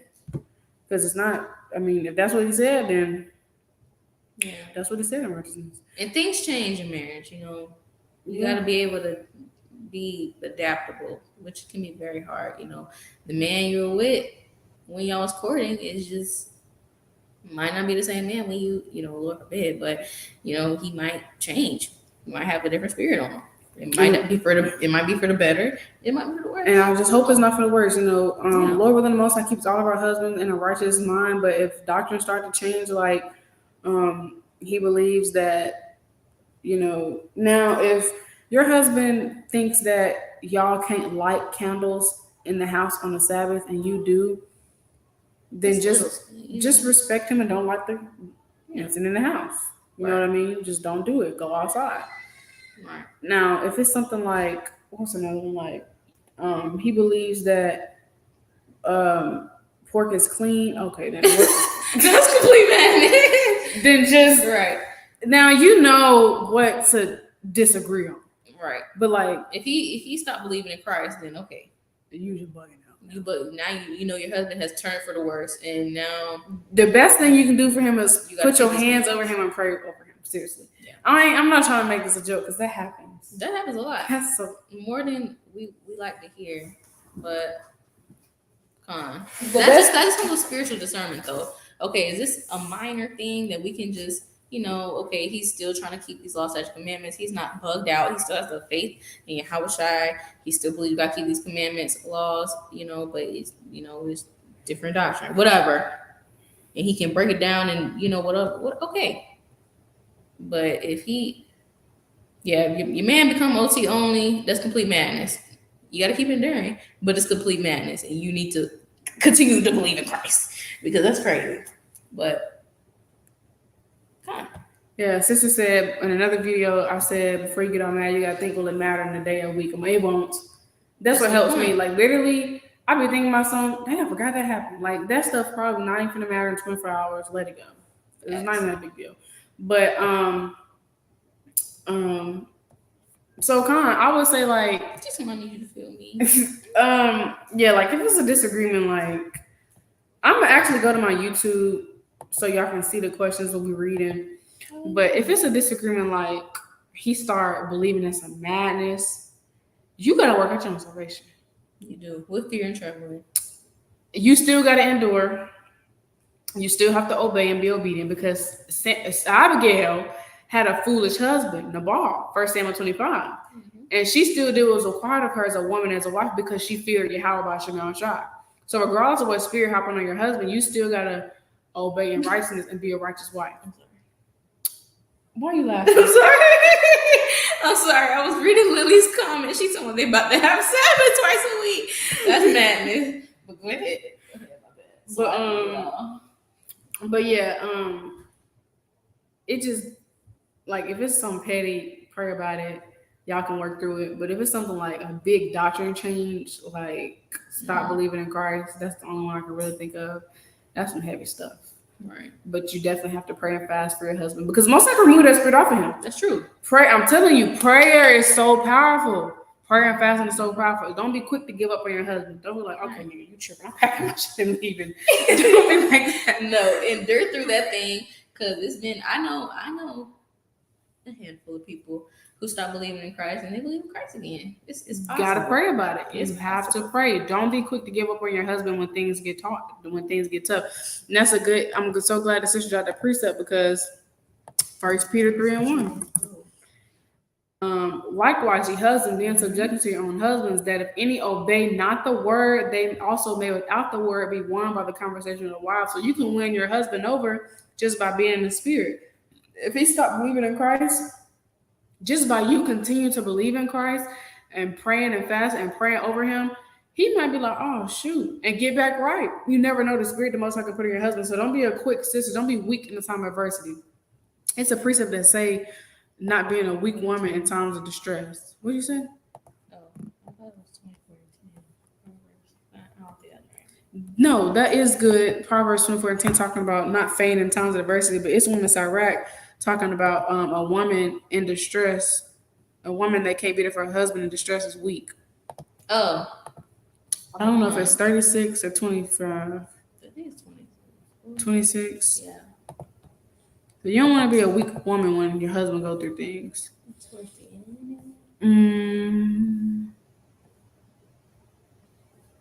No. Okay, maybe it's 25. I think it's 25. Bear with us.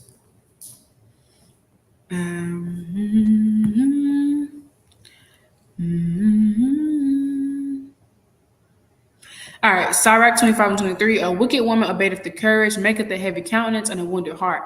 A woman that will not comfort her husband in distress, maketh weak hands and feeble knees. So you don't want to be a weak woman when your husband going through distress. So if a big doctrine is changing, and now I know like everybody's situation is different, but a big doctrine is changing, I would say try to stick it out and endure and pray for your husband because prayer is so powerful and he needs that prayer. Don't be quick to give up on your husband. That's when his submission is put to the test when things get tough. He needs those prayers. He needs that fast. So pray over him, pray for y'all, because it's just Satan at the end of the day. It's literally Satan trying to cut y'all off. It's Satan trying to get your husband out the truth and get him destroyed, God forbid. You got to remember everything is spiritual. You got to be that strong woman for your husband. And I know that's a heavy lot, but the Lord saw you fit, and you got to remember you can do it. And you really got to lean on the Lord for your strength and pray for your husband. Because the Most High can easily You man, don't put the Lord in a box. Your husband could wake up the next week and be like, "Dang, I was tripping." Yep. You never know, so don't give up on your husband. Don't be quick to give up on your husband. Now, if it's something like, if it's been months and it's still the same thing, mm, Still stick it out. yeah, Still stick it out because most I don't work overnight, and and the Lord doesn't work on our time. yeah. So just thug it out. Keep praying. Keep fasting for him, and keep sticking to what you know in righteousness, because that's heavy. That's And heavy. your husband just needs prayer. But that's another reason why you gotta work out your own salvation. You can't be just depending on your man just to be doing whatever, because he could, Lord forbid, have a demon. That's what it is. A demon hop on him, and can't really depend on him to save you. Lily said, read Acts 5 on what happened to the wife that followed her foolish husband. Stay steadfast and righteous works and Lord when he comes around kind. She got put to death right along with him. Yep. The Lord said, "Oh, you wanna follow him and his foolishness? Okay, both of y'all gonna die. You don't want that to happen." Now, if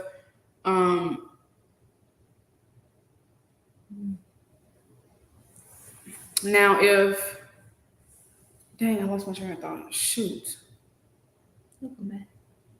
Yeah, sister says Satan hates righteous marriages. He does. A married woman is a town against death to her husband. Con, you gotta be a town against death. You never know, you could be sanctifying your husband. And that's very much death.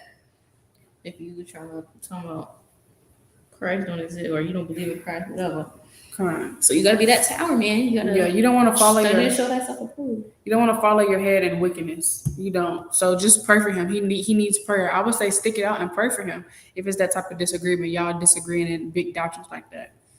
Sisters that go through abusive marriages, run. Separate. Yeah, run. Don't be in there getting beat on. Yeah, It's been knocking your hair through the window. Yeah, the Most High didn't say nothing about sinning getting beat on. That's just absolute madness. Yeah. Christ would never beat on us. So that's. Let me get 1 Corinthians 7. You still gotta remain unmarried though. Yeah, you can't go marrying off somebody else. That's adultery. But leave. Go to somebody's safe house. Go somewhere safe that you know he can't find you. Right. And pray for him. But don't be sitting there getting beat on. Use wisdom. This is 1 Corinthians 7 and 10. And unto the wife I command, yet not I, but the Lord, let not the wife depart from her husband. But and if she depart, let her remain unmarried and or be reconciled to her husband, and let not the husband put away his wife. Right. So playing upon tables, if you depart, you have to remain unmarried. So you can't go around sleeping with somebody else. That's still your husband. You still have to respect him and honor him. You cannot be out here slandering his name, exposing him, talking about he beating on you. Because then what if that spirit removed on him? Now you done made your husband look bad in front of the whole nation. So don't go running your mouth to everybody, exposing him. That's not a good look. Your husband's gonna have a bad name. Don't be doing that, because the Most High can remove that spirit. We have to remember that everything is spiritual. And we have to remember that everything goes through the Lord. The Most High sent that spirit on him. Only the Most High can take it off. So you have to pray. I'm telling you, pray. Pray for your husband. Pray that spirit be removed. Pray over your husband's household. Pray over y'all.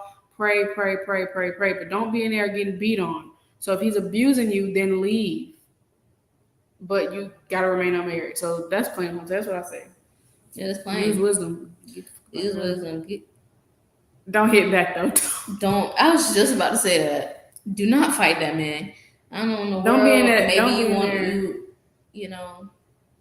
Now if beat up men, but please don't do it, because these men, please, we don't want to see no Instagram post about nobody, no sister. No, men have a different type of strength for a reason. Yeah, do not be fighting no man. It's not even worth it. Foolish. It's a lost battle. Now, if it's a life or death situation and he's choking you out, you can't breathe now. Oh, of course. You gotta defend yourself. Like, use wisdom. But I mean, if it's just like don't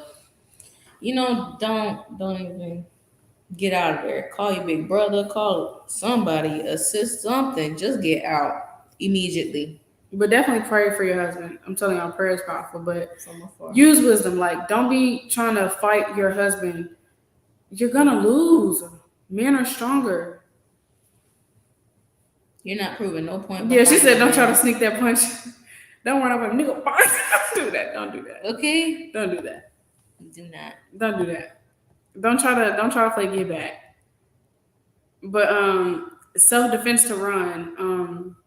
Yeah, do what you gotta do to get that man off you, but you know, get some help. Yeah. Go to your mama house, do something. When you get him off, then just leave until. And I don't even know when I would say to come back. How do you know if that spirit is off of him? How do you know like he's not gonna beat you no more? I say give it some time. It depends. I feel like it depends. Because if it was like a one time thing, like it just got real heated and he kind of like, or something, then maybe, you know, after the cool down, y'all talked about it over the phone, maybe, you know, it'll come back. But if this is like repeated abuse, like he beating on you, he beating on your kids, like all types of stuff, it's months. I say months. Or whenever the Lord puts it on your spirit. You see that You'll he's know. changed. But you'll know. Most I put in your spirit, but definitely just pray for him. And while you're away, still uphold being a righteous woman, a righteous wife. Don't be freaking off with some man, watching porn, things like that. She said we need to court again. No, for real though. We separated. We might be married, but we need to court again because, baby, what just happened? There's no reason. You rebuke him. That's what I would do. I'm pulling out the scriptures. Ephesians 4, Christ would not beat on his wife. I mean, that's the truth. That's the truth. Christ would never do. He would never. He died for the church. He would never even think to even ball up his fist at Israel. He loved us too much. Exactly. You gotta cut these words. These are living waters. Two-edged sword. His spirit use that. Cut it. Oh. That two-edged sword is better than any little punch you could try to slip and try to throw. No, you know, rebuke him out loud. Talk to the spirit. Bump talking to him. Talk to the spirit. Yeah, that's a be like, demon on him. Bahasham, Yahawashi, I rebuke you. Flee from my husband. That's what you got to do. Now, I will say, don't be there's a way to righteously bring them scriptures out for your husband. Regardless of what you're going through. Don't be, nigga, you can't put your hands on me. This one, I'm just saying. Don't be doing all that. You can't do You can't do that. Don't be going off on him. And you trying to bring out a precept. No, you got man. It's a way. That's why I said the tone. Tone is everything. It's not always what you say, it's how you say it. Yeah. But yeah, you don't want to. You gotta. I know. You gotta tread lightly when you bring out the scriptures, because you don't want to offend the Lord either. Yeah, you are hurt. Because you're trying to. Oh, yeah, I'm trying to cut you up. Nigga, I'm trying to cut you up. Yeah, let me bring out. You got me up there. You think you gonna put your hands on me? No. So that's what I say. You want to move on to the next one? Yeah.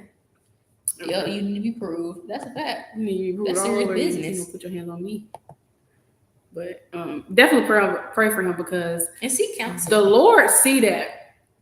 The Lord see that man put his hands on you.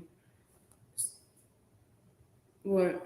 The Lord's eyes 10 times brighter. Yeah, Sirach 23:19. So pray for him, because you don't want your husband to get destroyed. Just pray that the Lord forgive him, for he know not what he do. Although he do, but it's just saying. Sirach 23:19. Such a man only feareth the eyes of men, and knoweth not that the eyes of the Lord are 10,000 times brighter than the sun, beholding all the ways of men and considering those secret parts. So the Lord sees everything. He sees all that. So pray for him. That's mighty though.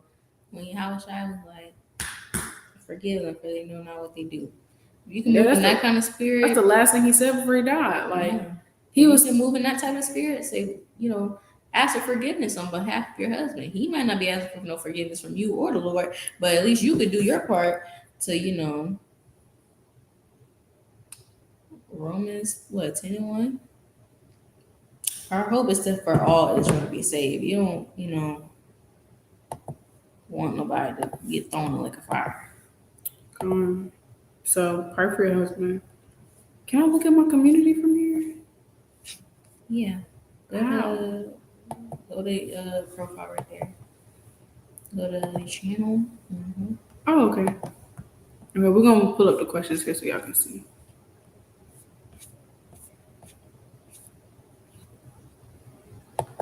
Okay. Proverbs 11:14. Where no counselors, the people fall, but in the multitude of counselors, there is safety. So definitely seek counsel Yeah.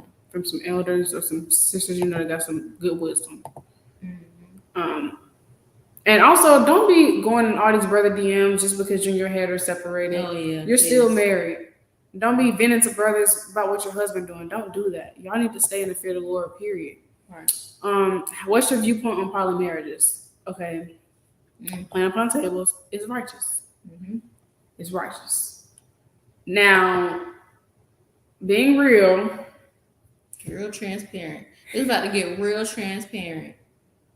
it has not been the easiest thing to like think about and be okay with, knowing that like my husband can go get another wife just because we wasn't raised on that, and maybe due to some trauma sisters had in their worldly lives and things like that, but we're not used to that. Polygyny is how the 12 tribes started. Polygamous marriages, and polygyny is not where the BS them other nations do, where you can have another man and he can have another woman. This ain't what that is. Right. Polygyny is where he can have as many women as he chooses to in righteousness. It's polygyny, not polygamy. Right. And so it's a righteous thing. And so that's the first thing I'm going to say. Because I say that to say that's when we got to take the emotions out of it. And that's easier said than done. Very easier said than done. But it's righteous. And I mean, you don't want to be offended at the law. Yeah. And I'll get that precept. So first I'll go to, I think that's Psalms 118 and 65. I don't know if 118 that long. It's blessed are they that are not offended at the law. Blessed are they not offended at the law.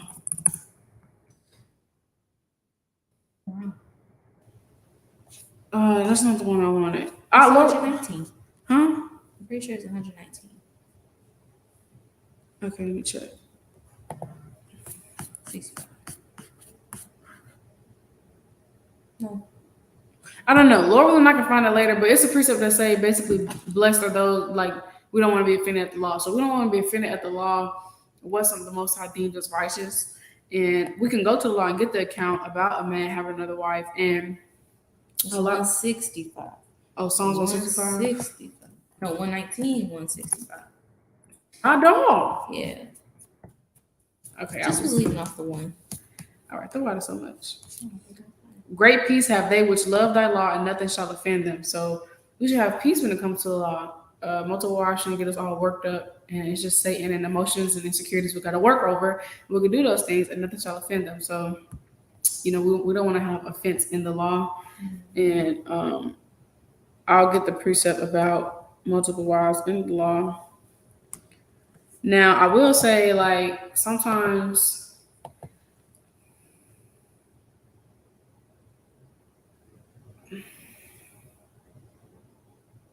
that's deep. Don't get distracted. Okay. Gotta finish the point off. Okay. I'm gonna finish this. You're right. Okay. What's that precept if a man have two wives? Why this sister? She know that law, boy. I mean, very long. I think it's Deuteronomy or Exodus. Oh, Deuteronomy 21. Oh. All right. It's 18. Hold on. Deuteronomy 21:15. Okay. Deuteronomy 21:15. And it shall be, if a man have two wives, one beloved and another hated, and they have borne him children, both the beloved and the hated, and if the firstborn sons be hers that was hated, then it shall be when he maketh his sons to inherit that which he hath, that he may not make the son of the beloved firstborn before the son of the hated, which is indeed the firstborn. But he shall acknowledge the son of the hated for the firstborn, but give him a double portion of all that he hath, for he is the beginning of his strength, the right of his firstborn is his. And so there's no verse that say it is lawful to have multiple wives, but we know it is because it's right here in Deuteronomy. And it wouldn't be in the law if it wasn't righteous, trust me. And so when people say it's not righteous, that's just that flesh bucking up, because it's definitely righteous. David had multiple wives, and the Lord said David was a man after my own heart. Meaning David woke up every morning and night trying to please Yahawah. So David was on multiple wives, right? Solomon. They would give him even more wives. This is Acts 3. What? What the? This Satan. Satan don't want that word from them. Acts 13:22. And when he had removed him, he raised up unto them David to be their king, to whom also he gave testimony and said, I have found David, the son of Jesse, a man after my own heart, which shall fulfill all my will. And so David being a man after the Most High heart, that basically means he feared Yahawah. He sought to please the Most High. He wanted to please the Most High. That was his desire to please the Most High. So how was David off by having multiple wives if he was a man after the Most High heart? The account in 1 Samuel, that brother had multiple wives. There's a lot of accounts in the Bible where men have multiple wives, and it's not a sin.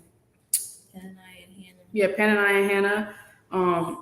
Abraham had multiple wives. Hagar and Sarah. Yeah. So it's in the Bible, it's righteous. That's the first point. The second point, I know that it hasn't been talked about and we didn't grow up on this. And so when we come into the truth and we hear that that's lawful, it ruffles some feathers, and it might be a lot of insecurities that women face, like feeling like you're not enough, or why he looking at somebody else when I got everything he need. And you got to understand, if your husband is doing that in righteousness, it's not that you're enough. He just sees fit for your household to be added on to. So I would say it's all a mindset thing. And these things are easier said than done. I'm not going to sit on here and act like that's something easy to go through, because it's not.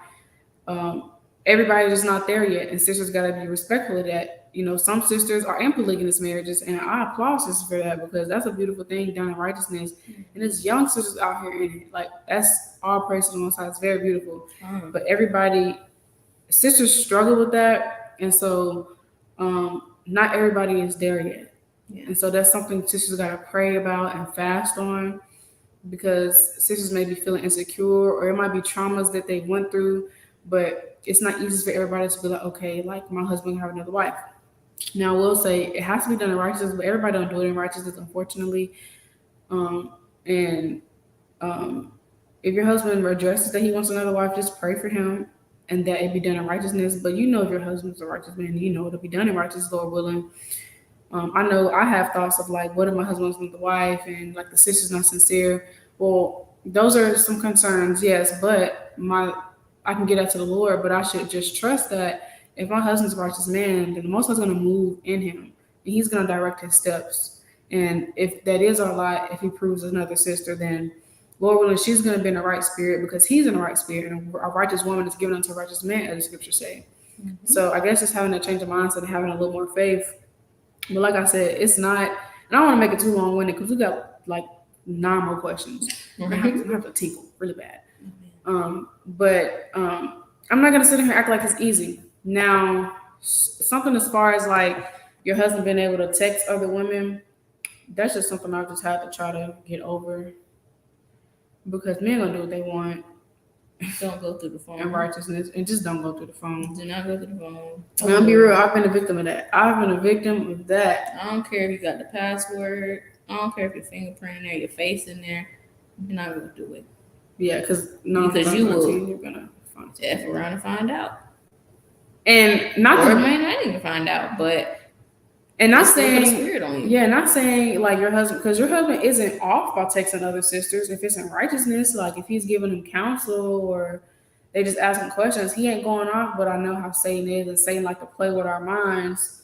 So just don't go through the phone, and none of your business anyway. It ain't your phone. It's not you, his possession. And you should trust your husband. Trust that. And that's what I just have to do. Trust that Most High got his hands over my head, and he going to guide him and do the right thing. You just really got to pray more and have more faith. But when it comes to things like that, you got to put your trust in the Lord and trust that the Most High is going to guide your husband and everything. Now, I will say some sisters be trying to be halfway slick. Like, some sisters, every sister is not sincere. All Israel is not Israel. Romans 9:6. So sometimes Satan do hop on women to come between y'all marriage. Like, sometimes it's not always sincere. Sometimes this is not the Most High's will. Sometimes this sister is sent to destroy your marriage, and she just trying to, It's just Satan on her, and this is not the Most High will. And the Most High will definitely put it on either one of your spirit. You will know. Yeah. But if this is a sister the Most High wants added to our household, there's nothing that you can do about it. There's nothing I can do about it because that's the Most High will, and the Most High will gonna be done. That's right. And I want to get Isaiah 14 to prove that. Because the Most High don't need nobody's permission. Period. There's Isaiah 14 and 27, but it's also another one in here that I like.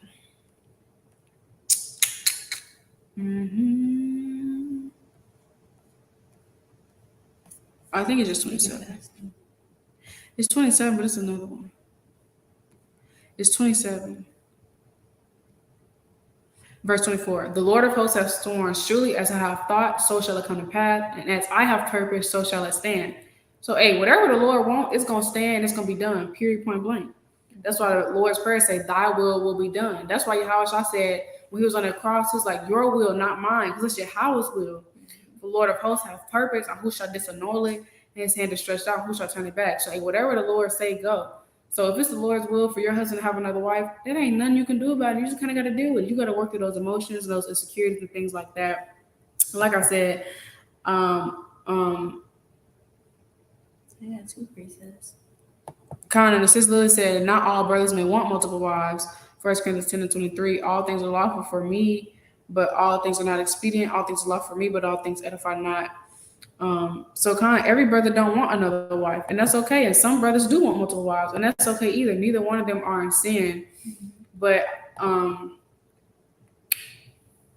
Goes to the courting process too. If you know that's not something that you're not there yet, and you know you're not married yet, then that need to be something you be asking. Hey, even though things change all the time. You know, he could be like, oh, I'm not interested in that. And y'all get married and then he changes his mind. That's the thing. People change. Yeah. So, you know, but that's an important question too to ask, you know, hey, what do you see our household being like? You know, is this something you're aspiring to do?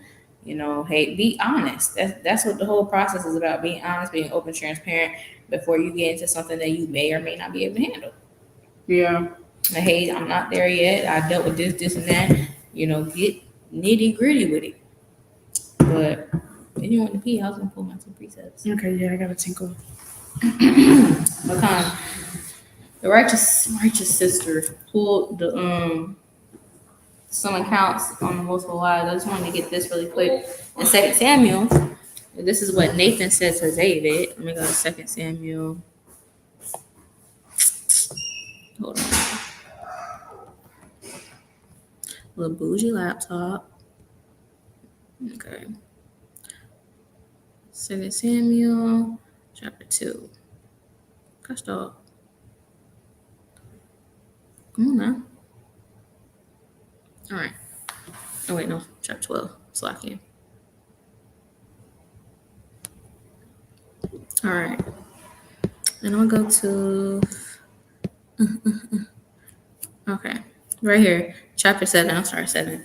And Nathan said to David, thou art the man. Thus saith the Lord God of Israel, I anointed thee king over Israel, and I delivered thee out of the hand of Saul, and I gave thee thy master's house, and thy master's wives into thy bosom, and gave thee the house of Israel and of Judah. Slakia.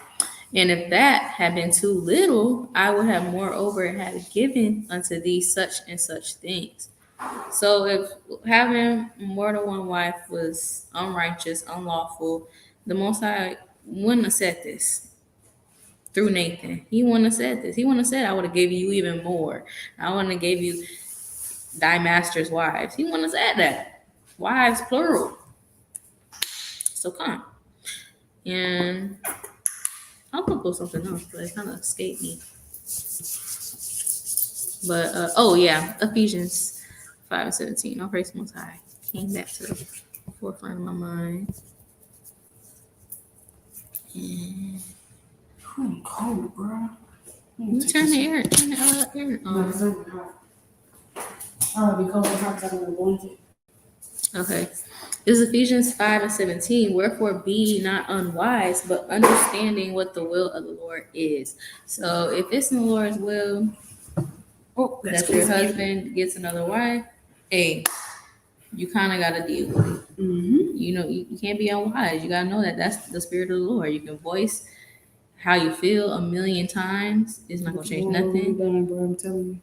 At some point, you know, speaking to the mouth of the Lord, we got to just kind of accept it, kind of just choose your battle. You know, it's so much stuff, other stuff we got to be worried about. Some of us got kids. You got household duties. You got salvation, first and foremost, to be worried about. And pregnancy says you can't be stressing. You got a little one to protect. Exactly. So it's not even worth the stress, the turmoil, the heartbreak, you know, Satan will really take it there. But you got to be not ignorant of his devices. 2 Corinthians 2:11. You cannot be ignorant, because if that's something that you deal with, insecurity, whatever, you can be too much into your man. It's a thing. Put your man over the Lord. You can't do that. You gotta be nonchalant. Like he said, you gotta kind of roll with the punches if it's in righteousness. What kind of yield? All right, we'll go back. All right. Yeah, the most high thoughts are not ours. If he says it goes, Bitcoin. So right. You just gotta pray for the best. Pray. That's definitely trust in the Lord too. Trusting that the Lord won't give you anything that you can't overcome and can't get through. And we're not gonna be here for long anyway. So in the kingdom, it ain't gonna be no sorrow, no crying, no she getting more. None of that. It's not gonna be none of that. Yeah, and that's I think a lot of sisters struggle with it just because like the carnal mindset, like just thinking about they're gonna have sex. Of course they're gonna have sex. Just being transparent, like it's a part of marriage. Like, but sorry, but it's not a competition. You know, if it's your lot for it to be a sister wife, then the Most High Lord is going to be sending. He's going to put it on your Lord's spirit how to go about it, how to balance it, how to make sure y'all are both getting equal treatment, because it'll be off if like somebody getting treated better now. But the Most High is going to make sure that thing be done decently in order, Lord willing. So that's where you just got to trust in the Lord.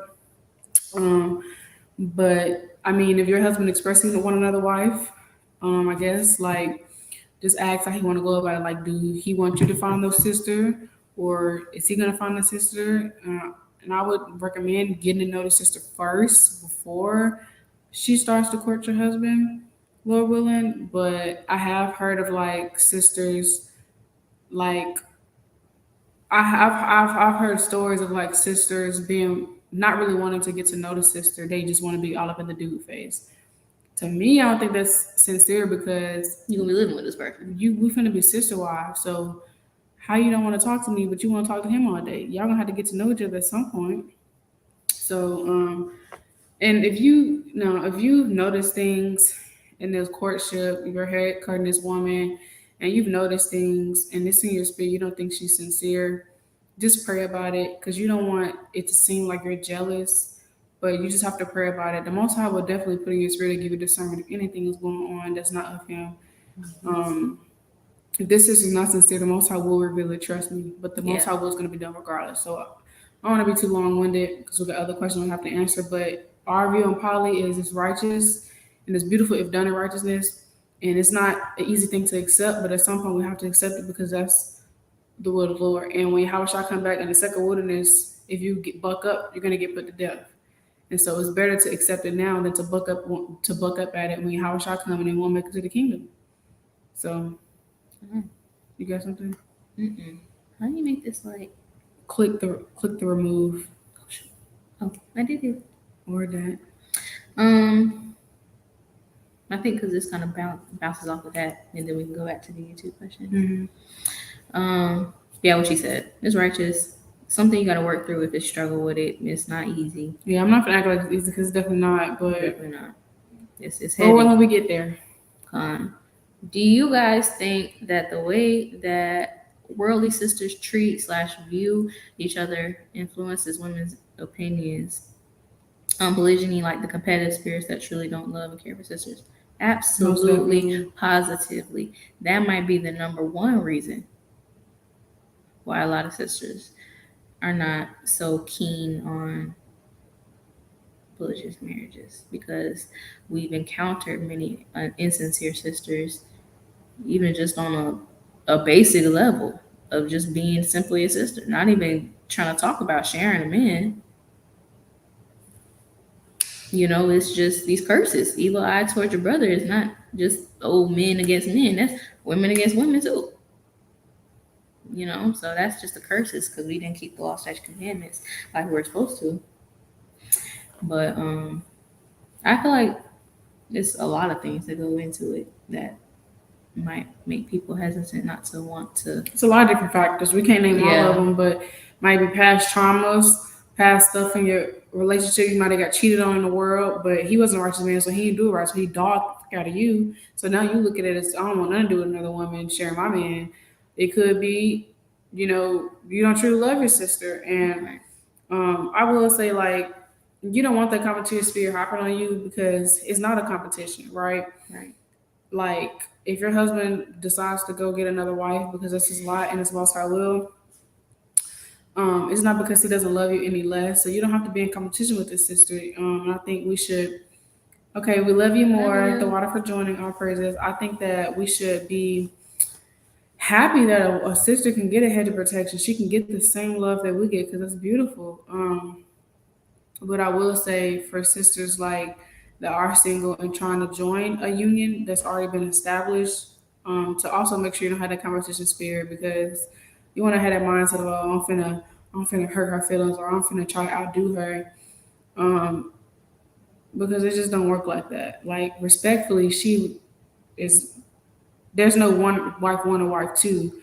Respectfully, she was his wife first, humbly speaking. So she gonna have to show you the ropes. She gonna have to show you the things he like and don't like. She's gonna have to show you there's the schedule because you're being added to that union. So you don't want to like. And there's no wife one, wife two. There's no order. Like there's no, oh, I got the upper hand on you. But that union was already established, so she's gonna have to show you how things are done in their household and his household. So you don't want to have an evil spirit towards that sister because y'all are here to help each other, and she might help. She might be strong in this area to help him in, and you might not be strong in the area. So y'all are eventually going to help each other. So y'all want to make sure that y'all are moving in the right spirit towards each other because y'all both got to come together to help each other to help y'all husband. Right. So, Right. You got something on I think that's it. that? Okay. My point. So we're gonna go to the other question. What's the main quality trait that you feel has been a wife you've learned from being with your husband? What is the main quality / trait that you feel you picked up on being in marriage? The main, I would say diligence. I would say diligence because when I was single, I was so honestly, me and my head honestly been together since I came into the truth. Like when I came into the truth, me and him have actually was friends since then because I joined the group chat and I met him in that group chat. She hooked us up, y'all. So we was friends since like I came into the truth, and we started courting when I was not even a year in the truth, and then we got married. So like when I was single, I was fresh in the truth. So of course I was trying to learn and that zeal, trying to read 10 times a day type thing, so 10 chapters a day type stuff. But like I would say I was I don't know if I would say diligence is a trait I've got the most. I don't know. What I would say diligence because like I guess now I have a zeal to really get things done because it's not just for me, but I also got to make sure that he's good, that he got everything he needs because I'm here to help him. And so, on top of working on my own salvation, on top of making sure I need to do what I got to do for my spirit, I got to make sure he good too. I got to make sure the household good. And so, it puts me in that mindset of like, okay, I got to get stuff done. It helps me stay busy on my toes. That's the first trait that comes to mind. But I think the most I definitely has increased my diligence since I've been in my head. And I would definitely say, I can't think of another right now. What about you? I would say the first thing that comes to mind is probably patience, but when I start thinking about it again, probably love. Like, Mm. and maybe like perseverance. Because just being transparent, me in the world, you know, hey, I'm with somebody, hey, good time, whatever. You make me mad, you do something I don't like, I'm not putting up with it. I'm leaving. That's it. But in the truth, you can't be like that. You can't just leave off of just whatever. Okay, I'm not gonna deal with that. Boom, I'm leaving. I'm going to the next person. You can't be like that. That's wicked as freak. That's wicked as freak. So I feel like um being in my marriage, the Most High showed me how to truly love someone and truly be down, just be down to ride. Through the thick and thin, boy. Through thick and thin, because it's easy to leave. It's easy to leave. It's easy to go find somebody else, but it's hard to endure. It's hard to endure. It's hard to persevere. It's hard to be long suffering. To stick it out with one person because you really do love them, because you really do want it to work, because not just off the strength, oh, I can't leave because that's what the Lord said, but not wanting to leave because you want it to work too. So I say that, and then patience, because dealing with somebody being in your space, somebody who you don't always agree with, you gotta have patience. Oh yeah, I would definitely say patience, because me and my head, we recently started living together, and I'm a neat freak, and not saying he's not, but sometimes you'll clean up, and then sometimes me will go back and dirty it back up. It's men. It's just men, and you don't want to always be nagging. So sometimes you just have to just learn to be patient. You just gotta deal with it. right? So that's something I would say I gained too. Just I guess getting over stuff. Like okay, he's obviously just gonna keep doing it, so I'm just gonna. Okay. Noted. So obviously you don't keep doing it. I already said it about 3 times. I'm not gonna keep repeating myself. Yeah, I'm gonna be nagging. Okay. Yeah. Next question. How do you balance your personal life and work life? We already talked about that. And not letting emotions get the best of you. How do you let emotions not get the best of you? I think we kind of touched on that though. No? When we're talking about the life stuff. But I mean, not letting your emotions get the best of you. Like emotions about what? Like during trial and tribulation? I mean, I would just say, I feel like that just goes to knowing your role. Like, yeah, we're the weaker vessel. We're emotional, bro. Like, it's just what it is. Okay. Look. Just pick them up. Put them in the hamper. It's right. Gonna take the clothes off and leave them on the bed for me to put up. Or leave them on the floor. Bruh, the drawer it's not even a walk away. All you gotta do is open it. They'll drop them right next to it. But hey, I think it's a thing. But anyway, it might just be a man thing. That's why when they help me out, they need help. They need help. Right. Goodness. But just think about it as a compliment. They can count on you to help them out. Count on me like 1, 2, 3. I'll be there. But but yeah, dealing with your emotions. I mean, yeah, I think that goes into knowing, you're the weaker vessel, and not letting your emotions get the best of you, knowing that it just be Satan sometimes, and not letting emotions overtake you, because it's just balance. It's not bad to have emotions, but yeah, but you don't want to let them rule you, like, right? And you're being difficult to deal with. Oh, we gotta get this crap out of here. What was that? My heart dropped. What was that though? I think it was a bag fail. Oh. Yeah, I'm about to get Satan. Okay, it's definitely Satan. But see, the Satan just threw me off. I don't even know what I was talking about. Don't ask me. God. But yeah, just going through the motions. You don't want to be depressed, and every time you go to Sirach 25, a wicked woman abated the courage, and the darkeneth her countenance. Sackcloth. You're not a fun wife. You always sad. Right. Yeah. Be in the fruits of the spirit. That's what I'm just gonna say. Move in the fruits of the spirit. Right. I'm being one of those wife that's always sad or got an attitude, always got something to say. You just gotta, I guess, pick and choose your battles, bro. Like, Or always happy. I can't be happy. Maybe like always happy, like dang, like something like, you know. No, I don't know. Like I'm saying, like maybe like, kind of read the room. Like maybe, Oh, yeah. y'all out there helping the homeless. You, oh yeah, well, just And like, girl, this ain't kind of time. like humble yourself, bring yourself down to their level. I feel like it's a time for everything. Yeah, okay. I was like, that's dark. I Ecclesiastes can 3 be and happy. 1.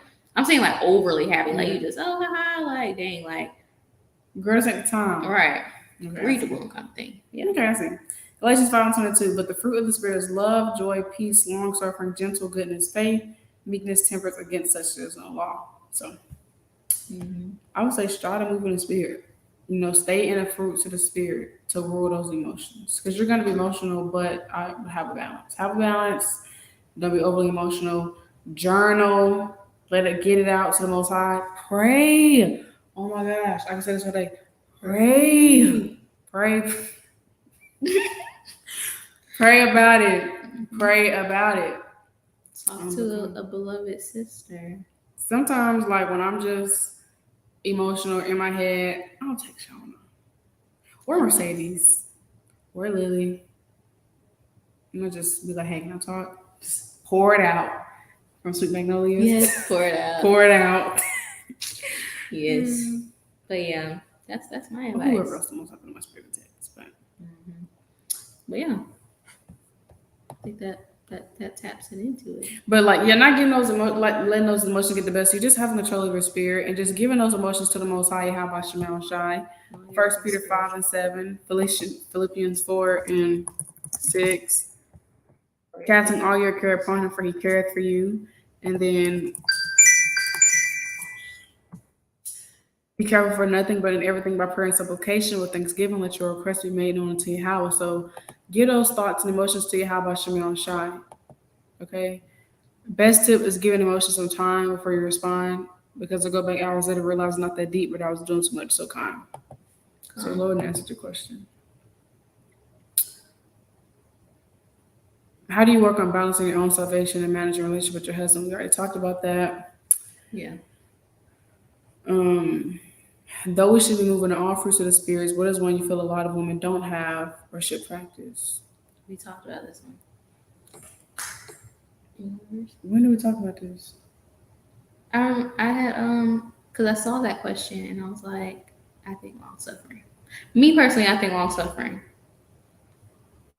is something. What are they asking? What's the fruit that we should focus on? I don't know. I don't know if we can really answer that because I can't tell another woman what she should. I don't know what another woman likes seeing or what she should work on more. So I don't know. That's kind of tricky to answer. Yeah, that's true. I would just say we should all strive to move in all the fruits of the spirit, because I don't want to like group. She said that. What? She said that though. She was like, although we should all work on all the fruits of the spirit. What is one I feel like we don't have? Or one that we should just go back. I feel like I'm butchering it. What is one we feel like a lot of women don't have or should practice? So like, yeah, we don't really know like what things sisters struggle with. We don't really know some fruits sisters slack in. So we can't really answer that, but we can just say strive to move in all of them, of course. But I can't group my sisters up and be like, we need to work on this. Yeah. I would say that the sisterhood just needs to be better in general. It just needs to be more love. Really more love. As women, even in the world, we don't have love. Our nation just don't have love because of the curses. As a whole, as a nation, we need love. Because if we love Yahawah, we keep his commandments. If we love Yahawah, we love one another. But our nation just lacks love. We don't have love. But pertaining to that question, you feel me? Like, I don't know. I already said that, so I ain't gonna repeat myself. But yeah, that's a good point. What she said. I'm not even showing y'all the questions. Oh, yes, I am. Okay. How do you remain faithful in the midst of blasphemy? And it comes from either your family members who are in the world or co-workers of the workplace. In the midst of blasphemy. So basically, like, when people talk scoffing about the truth or scoffing about the Most High. Oh, how do you remain faithful in that time? Matthew 10, John 15:18. Shoot, all right, 4:28. Matthew 24:13. John 15:18. If the world hates you, you know that it hated me before it hated you. If you were of the world, the world will love his own, because you are not of the world, but I have chosen you out of the world, therefore the world hateth you. Remember the word that I said unto you, the servant is not greater than his Lord. If they have persecuted me, they will also persecute you. They have kept my saying, they will keep yours also. So, hey, Yahawashi was hated. He died for us. They put Yahawashi to death. And so we say we service Yahawashi, we got to be willing to get hated as well. And so people are going to talk. What you going to do, fold? Let them talk. Let them talk. Yeah. Stand bold for the Lord. Strive for the truth unto death. Psalm 4:28. Be bold as a lion, because he that endured to the end, the same shall be saved. Matthew 24:13. So if we don't endure to the end, how are we going to get saved? People going to get you to try to buck up against the Lord. They're going to tell you to eat that pork. They're going to tell you just put those fritters down. That's what they told our forefathers in 2 Maccabees. They tried to get them to eat pork. He said, well, I'd rather die before I do that. So we're trying to get the king. You got to be willing to die for this truth. So words ain't nothing. You know, if people talking crazy, you doing something right. You just got to know this is the condition of the battle, which man that is born upon the earth shall fight. 2 Ezra 7:57. You know, and if we be overcome, we shall get the victory that I say. So if we overcome this flesh, we're going to get that victory, Lord willing. So if you got people scoffing against this truth, against you, against the Most High, just pray for them, for they don't know what they do. Pray that you don't have a grudge towards them, because it's easy to have a grudge towards your family and move in a spirit of hate, but pray that you love them. Pray that the Most High forgives them, for they don't know what they do. Pray that the Most High wake them up. Most importantly, pray that you endure to the end, be bold as a lion. That's what I would say, because this is what we got to go through. We got to drink of that cup. Let me get that real quick.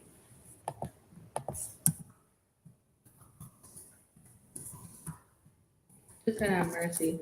You weren't always in the truth either. What's that precept? You can't be baptized with the same baptized I'm baptized with.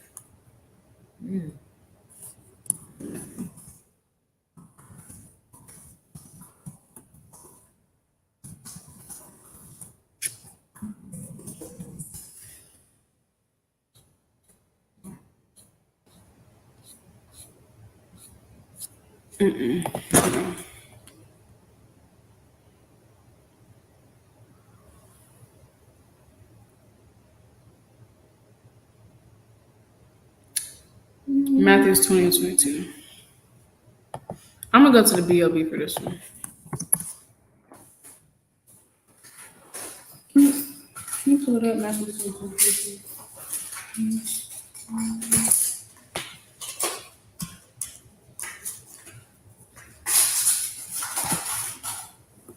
Matthew 20:22.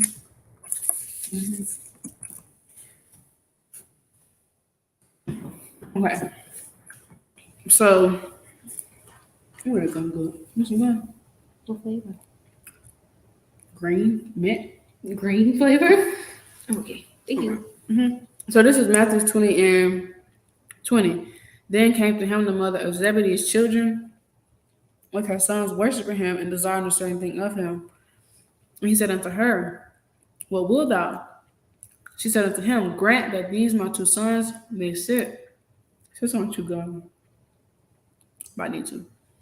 The one on thy right hand and the other on thy left in thy kingdom. But Yahawashi answered and said, you know not what ye ask. Are you able to drink of the cup that I shall drink of, and to be baptized with the baptism that I am baptized with? They said, we are able. So let's get that definition of baptized. And the BLB, baptism, is calamities and afflictions with which one is quite overwhelmed. So Yahawashi is basically saying, are you able to endure the same afflictions that I have gone through? So a part of being in this walk, you got to be willing to go through those same things Christ went through, being willing to die for this truth. So people scoffing, it's just the tip of the iceberg. You got to be able to endure that, because what are you going to do in Judge's trouble when they say, eat this pork or die? Lord willing, we die for Yahawashi. So I just say, how to remain faithful in that is knowing that we got to die. Lord willing, we got to be willing to die for this truth. We got to strive for the truth of the death, so like 4:28. So if people scoffing, you're doing something right, pray for them and keep it pushing. Just keep enduring, because this is the condition of the battle. These things we got to go through. Hmm. I watched something on it. Tripping. Okay, next question. Okay, Oh, I we was got. gonna say. Oh, my bad. I had 2 precepts, I think. Oh, go ahead. Give me 2 Timothy 2:15. Because you got to study, show yourself approved. When you got family coming at you kind of crazy. Might have a pastor in the family. You might come across anybody. They might know the scriptures, but they got that zeal, but not according to righteousness. You got to be studying to show yourself approved. You know, of course, studying to get salvation. Know the precepts, to battle these demons. To build yourself up, woo, but also study, show yourself approved that you know what you're talking about. When you tell people, hey, you gotta keep these all statutes commandments because this, and that. You gotta have faith because this, and that. You gotta apply the precepts. In 2 Timothy chapter 2, verse 15, study to show thyself approved unto God, a workman that needeth not to be ashamed, rightly dividing the word of truth. So you got to rightly divide the word of truth. Sometimes you got to go head to head with some family members. Sometimes you got to do that. And that's the way of showing the Most High, hey, I'm serious about this truth. And I, you know, am willing to put in the work to fear you and increase in wisdom, increase in understanding, and to strive for the truth unto death. Let me get Sirach 4:28. And you got to contend for the faith. And I'm going to get that in Jude too. Oh, yeah, definitely. Definitely, that's a good point. You got to contend for the Now, if faith. they coming crazy, sometimes you got to slice them up. Right. But that means you got to know what you're talking about. You got to be in these streets and studying. Exactly. Because you don't want to get choked up. You don't get kind of cut up by some madness. But this is Sirach 4:28. Strive for the truth unto death, and the Lord shall fight for thee. That's plain. You can go to Jude. You can go to verse, 7, I think? 3?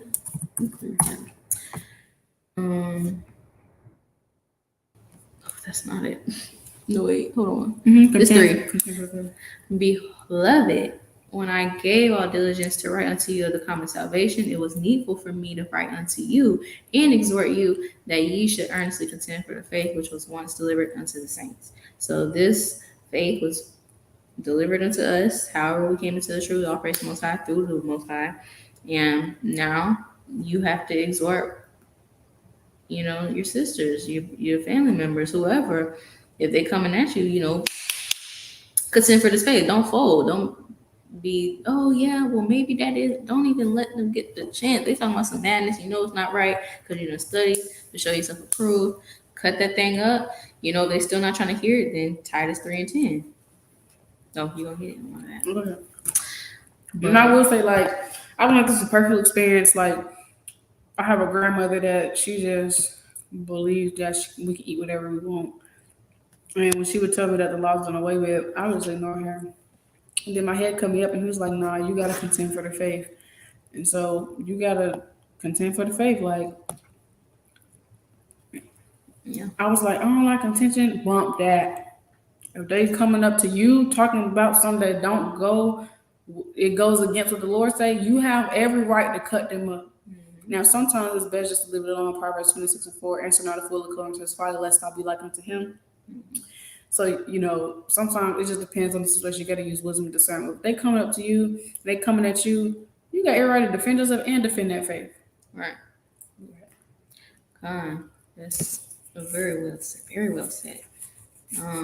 Yeah, got to pick your battles wisely. If they Now, if they been drinking or smoking and they high drunk, don't even say nothing. If you know they in their right mind. Yeah, just if you know they're not, if some people you can kind of tell if they sincere. Like sometimes it's like, oh well, I don't understand. Pick your battles wisely, but don't contend for the faith, but also use discernment. Don't bring yourself rampant talking to a wall. Okay, so this is Titus 3:10. A man as a heretic after first and second admonition reject, and we can go to VLB to get the definition of a heretic. So at the first, second time, look, I'm not dealing with this no more. Look, I didn't try. I told you what it was. You're not trying to hear it. You bucking up against the Lord. Okay, we're moving on. Agree, disagree. Okay, quickly. Yeah. Well, let's see. All right.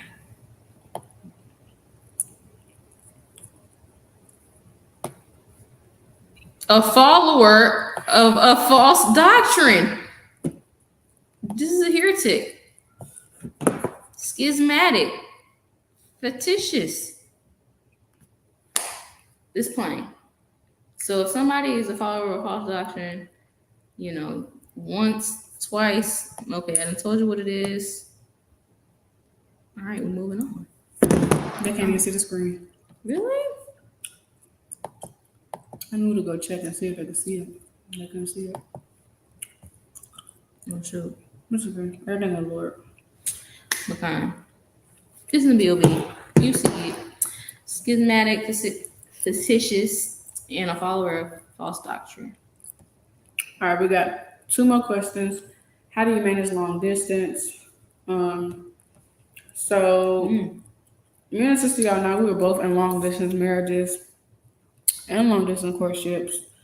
Yeah. And we managed it through the strength of Bahasham. Only the Lord. Hey, that's the best answer I can give y'all, but that stuff was not easy at all.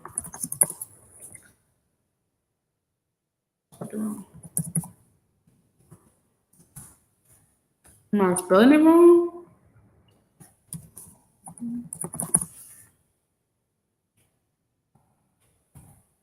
Philippians 4:13. I can do all things through Yahawah strengthened me. That's literally the only how. Yeah. That's the only way. Our husbands were worth it. They were. But yeah, so how to manage it?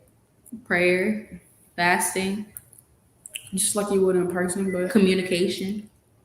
You're going to need to be heavy on the communication because y'all not in person. FaceTime. So they can't see, like when you're texting, it's different than being in person because in person they can hear your tone. They can see you. So you don't want things to get misconstrued over text. So communication don't have to be heavy.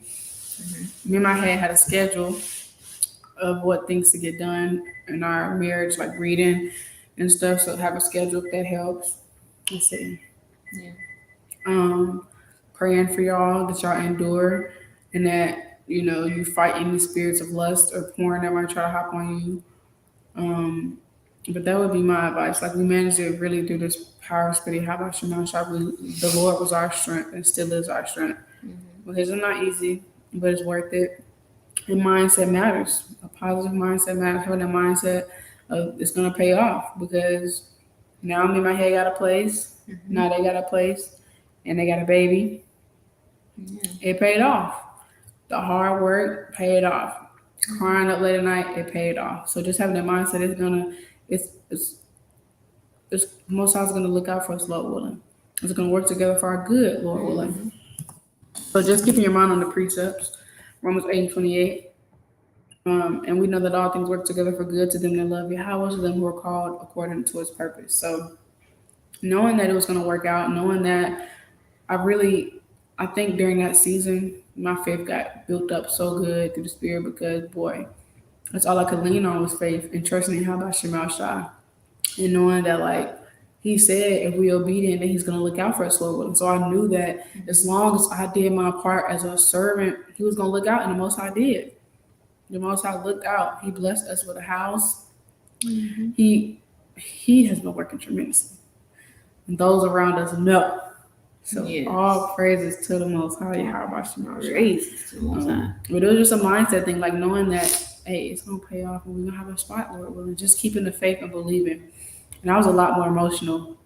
And of course, my head missed me, but it was hard for both of us. But of course, I was emotional. So sometimes he had to be the strong one and remind me it's going to be okay. So, yeah, definitely do our part in knowing that we're the weaker vessel and holding us up and not, being so emotional with us.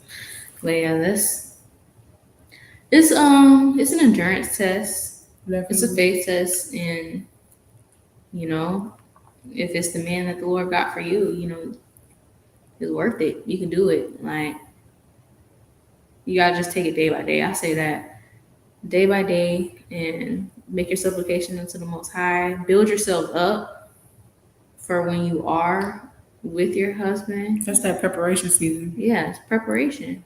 Take the joy out of it. Enjoy the last couple months. Having your own space, only having to look Never up for again. you. Because after you with your head, that's it.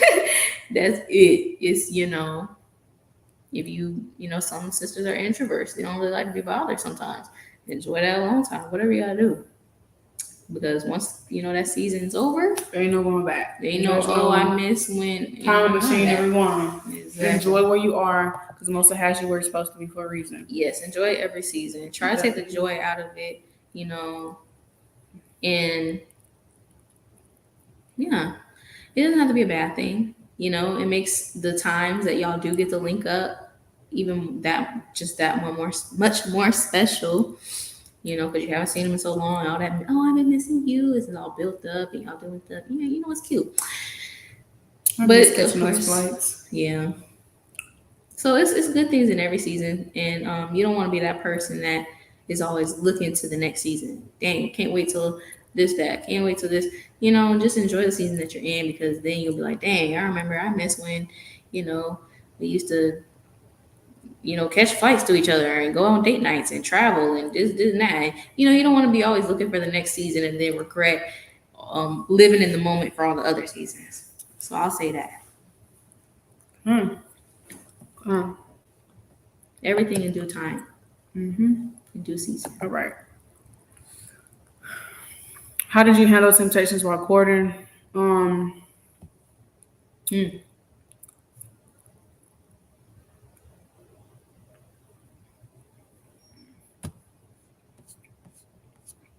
Strength of the Lord.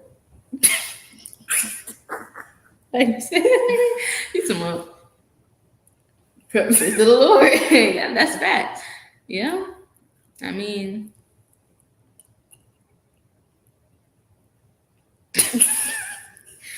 discipline. I feel like I'm not the right person to answer that question. If I could go back, I know I can't, but if I could, I definitely would have. Because you learn from experience. Set boundaries. Make sure to set boundaries. If it is a long distance situation, it's gonna be harder. It's gonna be just that much harder because y'all far away. And yeah, just strength the Lord. Being with somebody who understands and respects boundaries and can set them themselves. A man that's disciplined. Yeah, a man that's disciplined. And you gotta make sure you're proving the right brother. You want a brother that's not quick to get in your pants. Right. You want a brother that can, you want a brother that's gonna be able to control himself. I would say the sister, his daughter 7, she posted a video on Instagram a long time ago about like boundaries while courting to fight temptation. Meet out in public.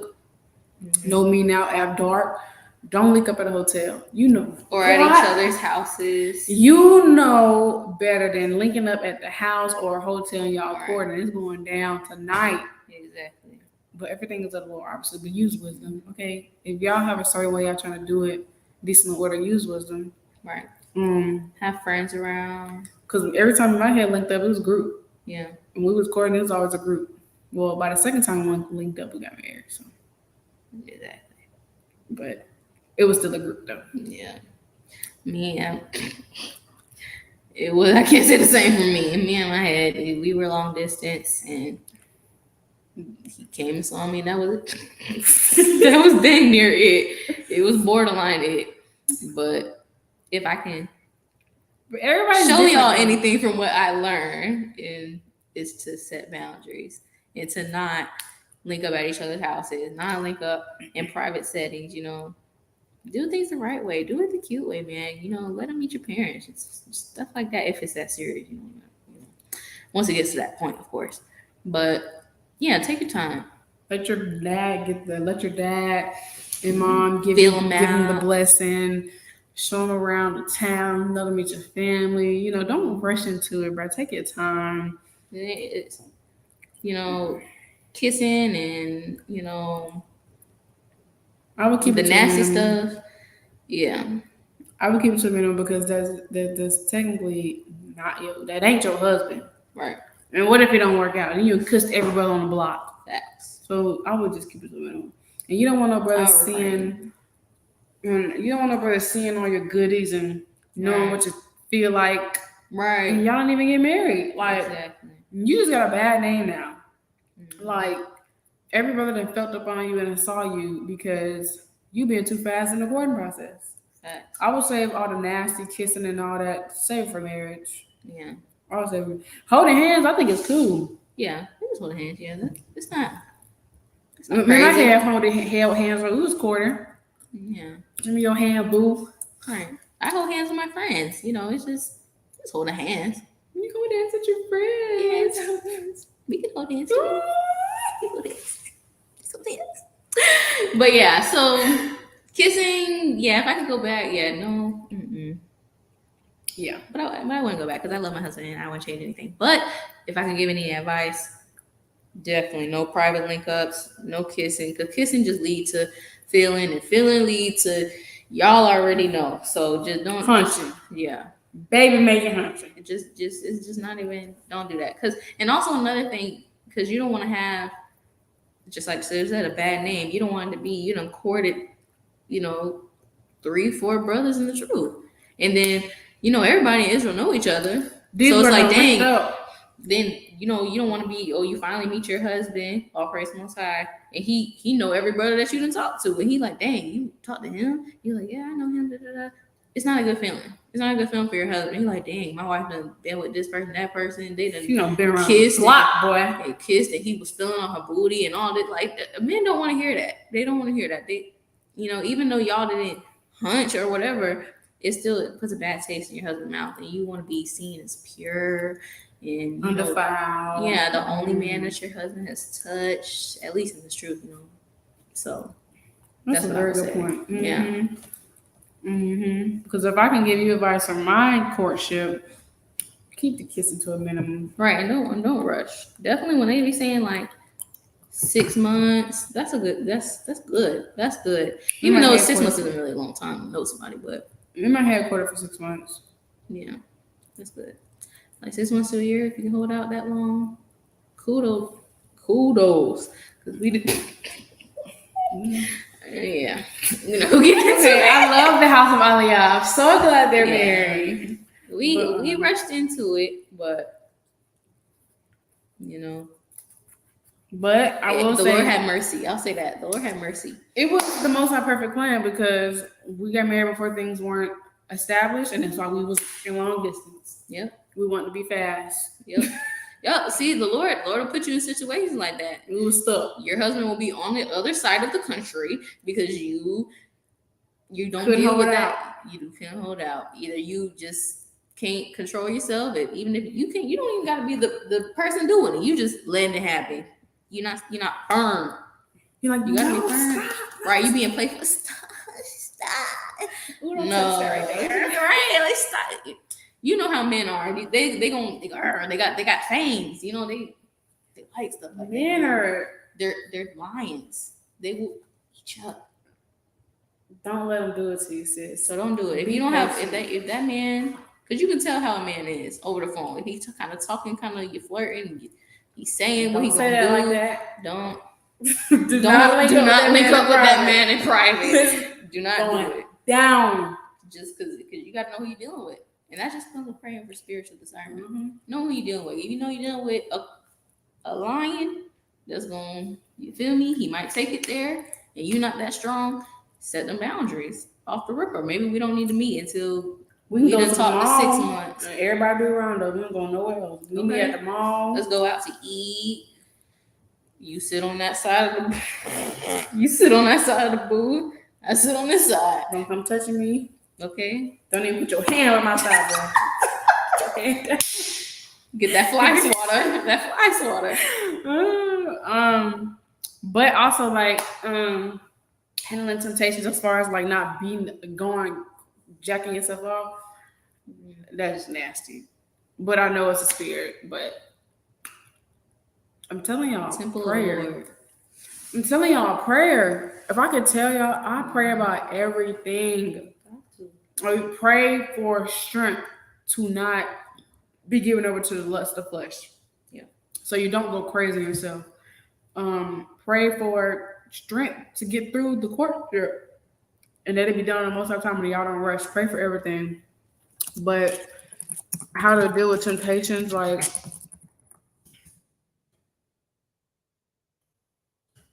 from 1 Corinthians chapter 3:16.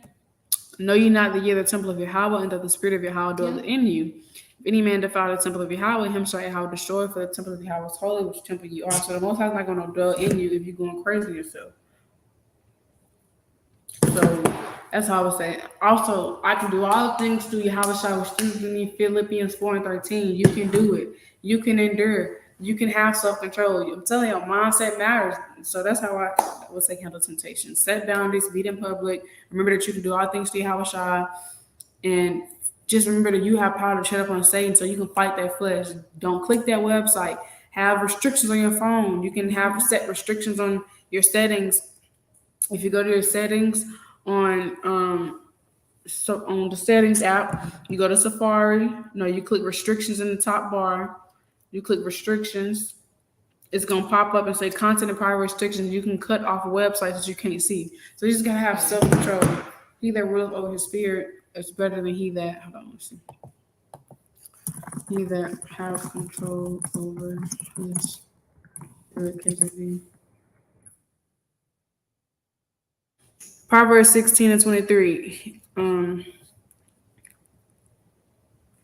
Proverbs 25:28. He that have no rule over his own spirit is like a city that's broken down without walls. So a city that's broken down without walls, there's no defense. Everybody can come through it. So if you don't have rule of your spirit, any demon can hop over you. You got to be able to control your flesh, put your flesh into subjection. And any person, that could be physical too. Yeah. You don't want to be that city that's broken down without no wall. You got men coming in and Everybody ran through you. Right. Now I know it was different in the world, but it's true. Come on now. We gotta move different. Come on. Galatians 5:24. And they that are Yahawashi have crucified the flesh with the affections and lust. So you have to crucify the flesh. You got to kill the flesh. Mm-hmm. If we live in the spirit, so let us also walk in the spirit. So we have to move in the spirit and truly be in the spirit. Colossians 3:25. No. What's about? What's the precept? Mortifying your members. 3 and 5.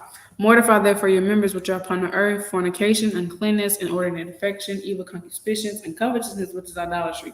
Mortify just basically means kill, suppress, kill the members, put that flesh in subjection. Remember that you can overcome any demon. You got something? Yeah. Any spirit. So fine. I was going to start 2-in-1 classic, and then Ecclesiastes 7:1.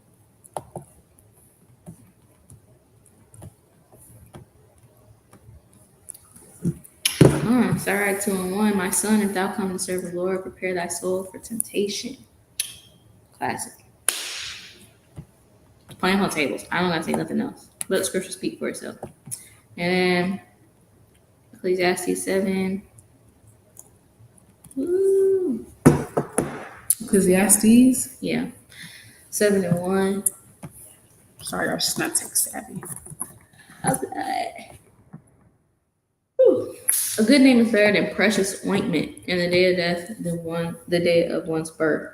I pull this one to say again, with this whole courting thing, a good name is better than precious ointment. You do not want to have a bad name in Israel. People talk. Even though we're not supposed to, it's not supposed to be gossiping, not supposed to murmuring, backbiting, but it happens. It's Israel. The Lord wanted to put it in the scriptures, did not do it if it wasn't a thing that was prevalent. So, with that being said, keep that in mind. Keep that in the back of your head. Okay, a good name is better than precious ointment. I need to have a good name, not only just for fleshly men, more so the Most High. I don't have a good name with the Most High. I don't want to be this person, that person, and then I'm seen as a whore in the eyes of the Lord. And definitely not with men. Whatever. So keep that in mind. I want to have a good face card with the Most High. Come on, you. And our last question was, what are some things that we struggle with now that we didn't see ourselves struggling with? What is one problem that you didn't imagine yourself struggling with when you got married? I don't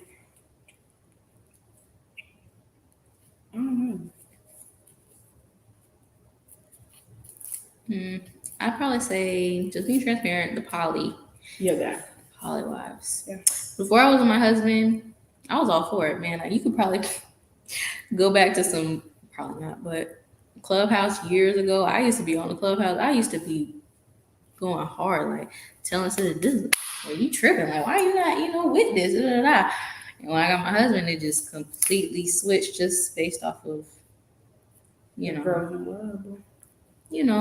feelings and things that were said, and things, stuff changes. I'm gonna just say that things change, and yeah, you got to be adaptable. And that's something I'm working on, being adaptable, knowing that things, change. And that's okay. But I still know it's righteous. It's just a mind thing. It's a mind thing. It just goes into dying daily and not harboring on to things that don't need to be held on to. I'll say that. Same here. That is something that I didn't imagine myself struggling with and I struggle with. So yeah. That's it. No more questions. Our praise the Most It's High. almost 3 hour live. Man, y'all, the water for those that stuck it out with us, that watched to the end. Yes. The water for the sisters that dropped questions. The water for the support. The water to Bahasham, Yahawashi. Lord, have a good rest of y'all Sabbath. We're about to probably eat some cake and ice cream and find us something to watch. Mm-hmm. We're finna relax. That's what we're gonna do. Relax, I'm finna go watch. I'm finna go play with my niece. Okay. Yes. Lord willing. But Lord, have a good rest of y'all Sabbath. We love y'all so much. Lord, for those just joining, just remember that you can do anything through Christ. Bahasham. So have a good week, next will and Lord week, and keep Israel in prayers. Carly, Bahasham. Carly, Yahawashi. I'm gonna just go through YouTube and make sure we answered all the questions.